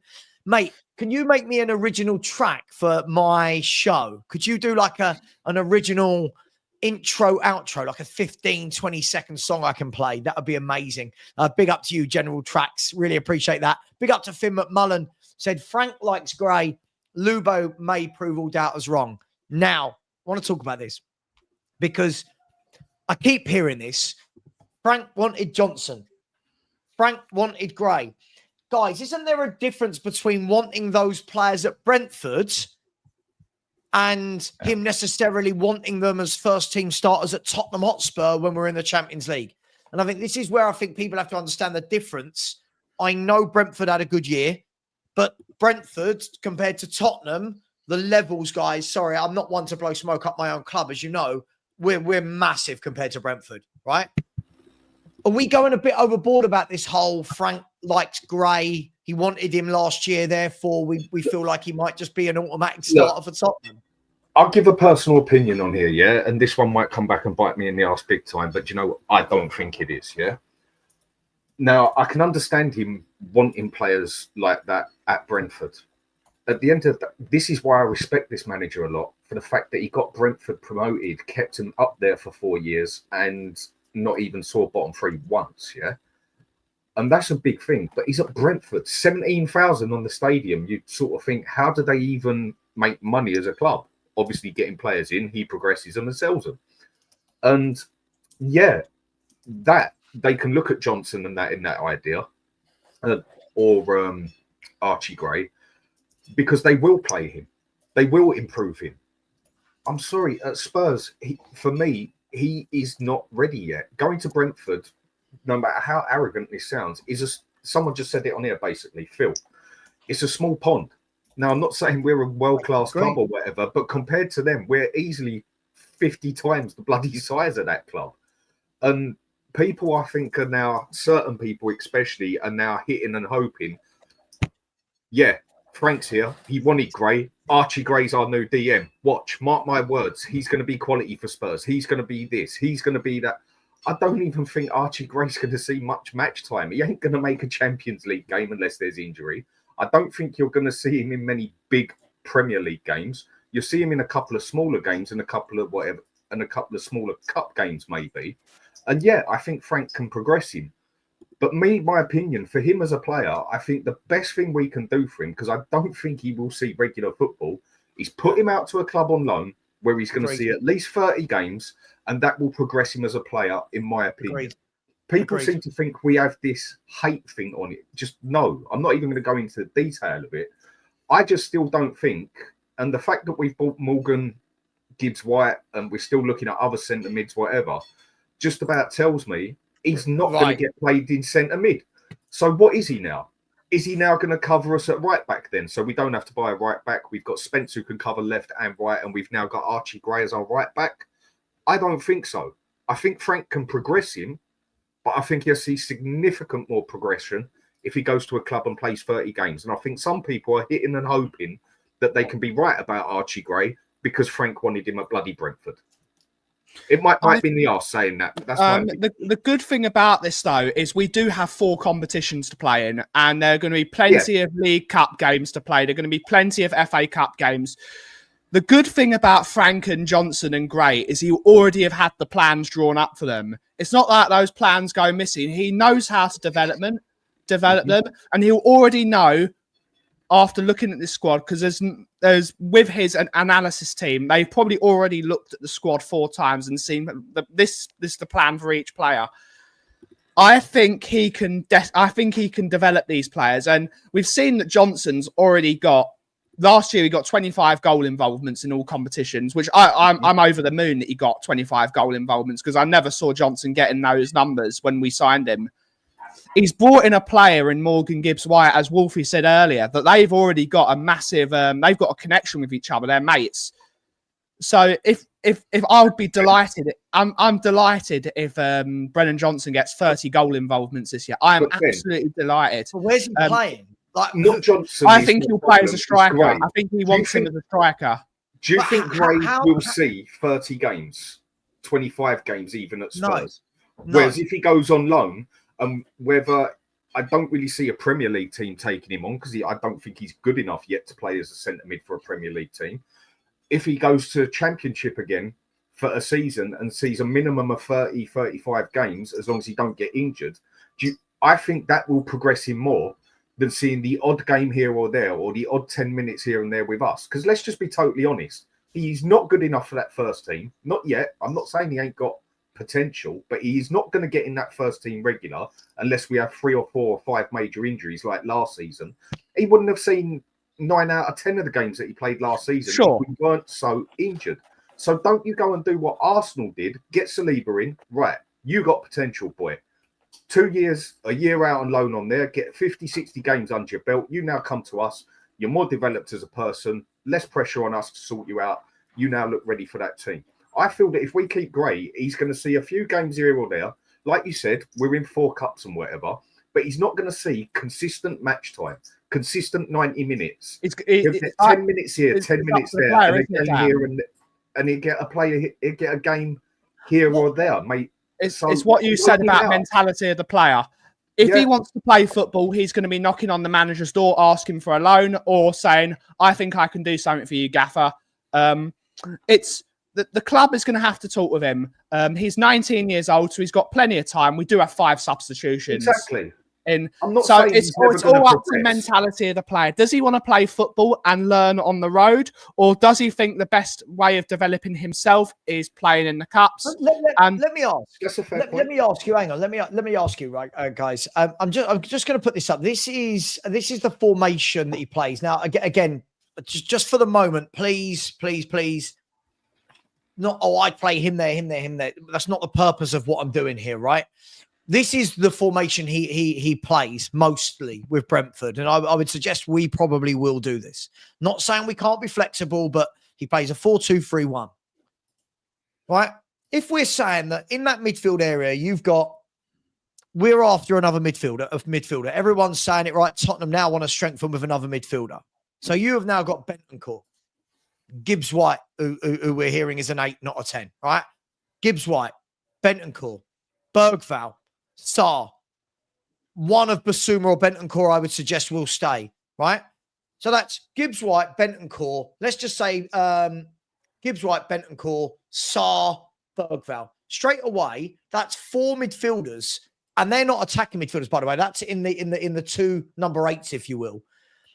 Gray would be the 5th one. Where does Gray get game time? Because even if we're talking about there'll be plenty of cup games, surely then if you get to the cup game, the 2 senior pros that haven't played in the league, surely they're going to be the first one on the team sheet. Exactly. So but people were saying he wasn't 5th choice. Sorry. But this is my point. I don't see where does Gray get. And again, people, like Dan said, people always think this is hate on Gray. It's not. I just don't see where he gets game time. And if you get to the end of next season and Gray's been a bit part player again, we've then had a player for 2 years who hasn't played in his position at all. 75 grand a week. Right? Yeah. Listen, the money side of it, I don't give a shit about that at the moment, right? But in terms of a footballer, we've got a guy there that's not developed because he's not developed in his position. I don't understand why we wouldn't go to. For me, I would look at the top of the championship. I would look at or go to Birmingham with Chris Davies, right? Go to West Brom with Ryan Mason, both Spurs connections, right? Say, take Archie Gray for a year, play him as your 6 for the year. Let him start for those two teams. Obviously, not both of them. Let him start for one of those two teams. Be the main man. Be the main midfielder that plays. Run it, and then we go. He's just had a year playing against. So the championship's hard, by the way, right? Physically. Playing against tough, grown-up men. Otherwise, we're a year down the line, guys, and I don't think he's the one you develop in those 8s. Bergval's the one that we develop in those 8s, right? You're talking about bringing in Adam Wharton. All right, let's assume we bring in Adam Wharton to that list. Now you've got Wharton, Bergval, Bentancur, Sarr, Morgan Gibbs-White, Madison, Kulu. Where does Gray? Yeah. I was just going on the maybe one of them might go. Where does he get game time, guys? Where does he possibly play? This is my point. And so many people were saying, like on a debate I had the other day on WhatsApp, that he wasn't 5th choice. He was part of the rotation. And I'm just like, BS. He was only on that bloody pitch 9 times out of 10 because there was too many injuries. I just think to progress the man, he needs consistent football in his position. That's the last I'll say on it. Sorry. No. Listen, you don't have to be sorry. Look, I mean, Mikhail, Barry, I'd love to get your thoughts on this. I think it's difficult when we talk about players like this. Everyone goes, "Oh, you hate him." It's nothing to do with hating him. I want what's best for Tottenham Hotspur, and we're all. Do you know what? All these people that keep telling me they believe in Gray are the same ones going, "We need a monster number 6. We need Douglas Luiz. We need Adam Wharton. We need Ravella. We need Lockett." Why do we need that then, guys? If we've got Archie Gray and people think that Frank likes him and he's good enough, why are we crying out for a midfielder? Can't have it both ways, can we? I think what we saw with Gray and with Bergval was that we saw Bergval have opportunities and play well because, well, most of the players in that midfield didn't play well. So, and he started, I think if you look at it from the start, he started a boy and kind of didn't finish the season a man, but obviously put a lot of feathers to his bows, right, with his performances and everything else. That doesn't mean that he's ready to go and take that opportunity with the business that we're doing. If we were doing other business or no business that we done 2 days ago, then that's a different conversation. I think Archie Gray, why not go back to Leeds on loan and go and prove himself? He's go and get game time every week, week in, week out. Or go. If you were Leeds, would you take him, Barry? If you were Leeds, they're going to be in a relegation battle in the Premier League. Would the first thing you think of is we want our number 6 to be a guy that's not played there for 2 years? No. So then the answer is then does he then go and cut his cloth in the Championship and play 2 games a week and get more experience that way? I mean, I don't know what the answer is. It needs to be a team that, I mean, most teams, whether they're coming up or in the bottom half of the table, they're not sitting there going, "Oh, I know what we need to do. Let's get Archie Gray." So. Yeah, I think he does need to go out on loan. He needs to bulk up a bit. He needs to toughen up a bit, and he needs to kind of be surrounded with players that show a bit of fight, show a bit of bite, and actually don't sit and go, you're Archie Gray, are you? Oh, look at you with your nice lodge and at Tottenham and 75 grand a week and everything else. He needs to. We're talking about being nasty. He needs to go back. He needs to go back to that Championship level and try and cut his teeth there. And then we'll see what it's about him wanting to for that's where he's going to progress. He's not going to, because we saw it even when the players came back. He filled in right back, left back, centre back, sometimes in midfield for 10 minutes, and then as soon as all the players came back, not a sniff. I mean, Barry, the thing is, just before I bring Macau in, you've got to remember as well that even when you watch the England under-21s, there are players. There are players who have leapfrogged him. You look, Hayden Hackney plays in front of him. Tyler Morton was on loan from Liverpool at Hull last season. Hull, who finished, if I'm not wrong, in the bottom echelons of the Championship. He's playing in front of him in midfield. You had, God, there was 3 or 4 that all played centre mid. Archie Gray didn't play a minute in centre mid as far as I'm aware. He played 2 games at right back and then didn't start another game. This guy who was at Tottenham should be surely going, hang on, I'm the man. I'm playing there. But Mikel, I think just while you come on to Mikel, before you come on to Mikel, we saw that, and I think you're right, Savva, in the fact that, you know, are we looking at another? I don't want to say it. Are we looking at another Eric Dyer starts in midfield, but actually then moves to centre back, and we're not? Do you know what I mean? That's the only comparison, and Lubo's probably sitting there like, oh my God, this is unbelievable what he's saying. But that is the only comparison that I see at the moment, because we had to move Eric Dyer back because of his pace and also to fit in who we wanted to fit in. And are we going to do the same with, you know, you can sit there and say Frank wanted him and Frank wanted this and Frank wanted that. But like you said, Brentford and Tottenham, the way that they're doing business, you know, I would say that Brentford are probably not favourites, but they're going to be down there for relegation this year with what's happening, especially if Vissa and Mbeumo go. So anyway, sorry, Mikel. No worries, mate. Like, one thing, I think that's good context and additional context, and it connects to the table that you showed us, Savva, right? Is the fact that because we bought Archie Gray before he turned 18, and I don't quite remember the ruling, but he has to play 3 years associated to our club. So something like we have to keep him for 3 years or loan him to an English club so that he becomes club trained homegrown player or something like that, right?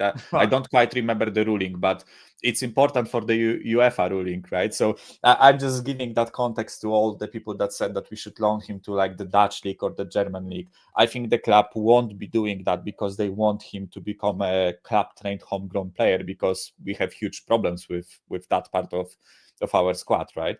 So I completely agree. I think with the moves that we've been making so far, and the fact that Archie Gray didn't really impress, or I think that's putting it lightly, especially in the midfield area where he played in the midfield, right? I think what's best for him and what's best for our club would be to loan him out, right? And for me, I think he should go to a championship club. I agree with you guys that Sunderland and Leeds and other clubs that got promoted aren't the best place for him, because they will prioritize staying, right? Their priority won't be developing our 19-year-old, right? Like they couldn't give less, you know what, about Archie Gray, right? They want to stay in the Premier League. They want the money, right? So they won't be relying on a 19-year-old. But if you loan him to a West Brom or who else is there in the Championship up there, like Norwich or Sheffield United or Sheffield Wednesday, clubs like these, right? I think they can afford to take him on loan and use him as a 6, hopefully, right? So I think that's the best course of action for him, because right now in our squad, as you mentioned, Bentancur is over him, Bergvall, Morgan Gibbs-White, Pape Sarr most likely, right? And he won't be playing in the 10. So we have at least 4 players that are ahead of him in the pecking order, right? And as also additionally, you have the whole registration issue, right? Like I'm not sure, is he B listed in Europe? I'm not sure about this, right? Because there is this whole thing of like you register 25 players and then you have a B list that you can use however you want, right? But I'm not sure whether Archie Gray qualifies for that, right? So you don't have to list him. You can play as youth, innit? Youth under 21, you can play at any time. I'm not sure because he isn't from our academy or like. No, anyone under 21, if I remember right, Mike, you can just literally play them as you please. You haven't even got to list them for Europe, as far as I remember. If I'm wrong, but that's how I remember it. Still, the point stands that he won't be getting much game time with the options that we have in the midfield, right? Unless we are selling Pape Sarr or Bentancur or whoever, right? But I think the best course of action would be to loan him. That's Yeah. a long-winded answer. but Yeah, to a championship club. But to a championship club, in my opinion, not abroad, right? Right. Listen, I just want to say goodbye, Savva. I've got to shoot, mate. I was about to end the show. I've got to go to the zoo. My wife will probably leave me there, so I'll be lucky if I come back. Have fun, mate. Have fun. Take care. See you later. Take care. Guys, I'm going to wrap the show up there. Just a couple of quick super chats. Big up to Dean Law, who's just put in a super sticker. Legend. Thank you very much. Very generous lately, Dean. Thank you. Really, really, really, really appreciate you, Dean. Thank you. And then my man General Tracks coming back in again. And for anyone interested, wants to hear the DJ that is Craig Scott, the General Tracks. His channel is at the General Tracks. So please go over and subscribe and give him a listen as well. Thank you very much, mate. Look, guys and girls, what I am going to do is I'm going to say, first of all, thank you to Macau. Thank you to Barry. Thank you to Wolfie, Sean, Ben, Manny, Danny as well. I think that's everyone. I don't think I've missed anyone there. Thank you very much to all of you. Been a good show, and we're all going to be sitting at 5 p.m. waiting for our daily signing to see who we've got today. Guys and girls, take care. What I'm going to do is I'm going to send you all over to Football Inc. for Johnny and Sean for their channel. Please, when you get over there, just say Savva Raid. If you haven't subscribed, please do, as we work towards 20,000. We're nearly there. Nearly there. Take care, everyone. Much love. And as always, come on, you Spurs. Spurs.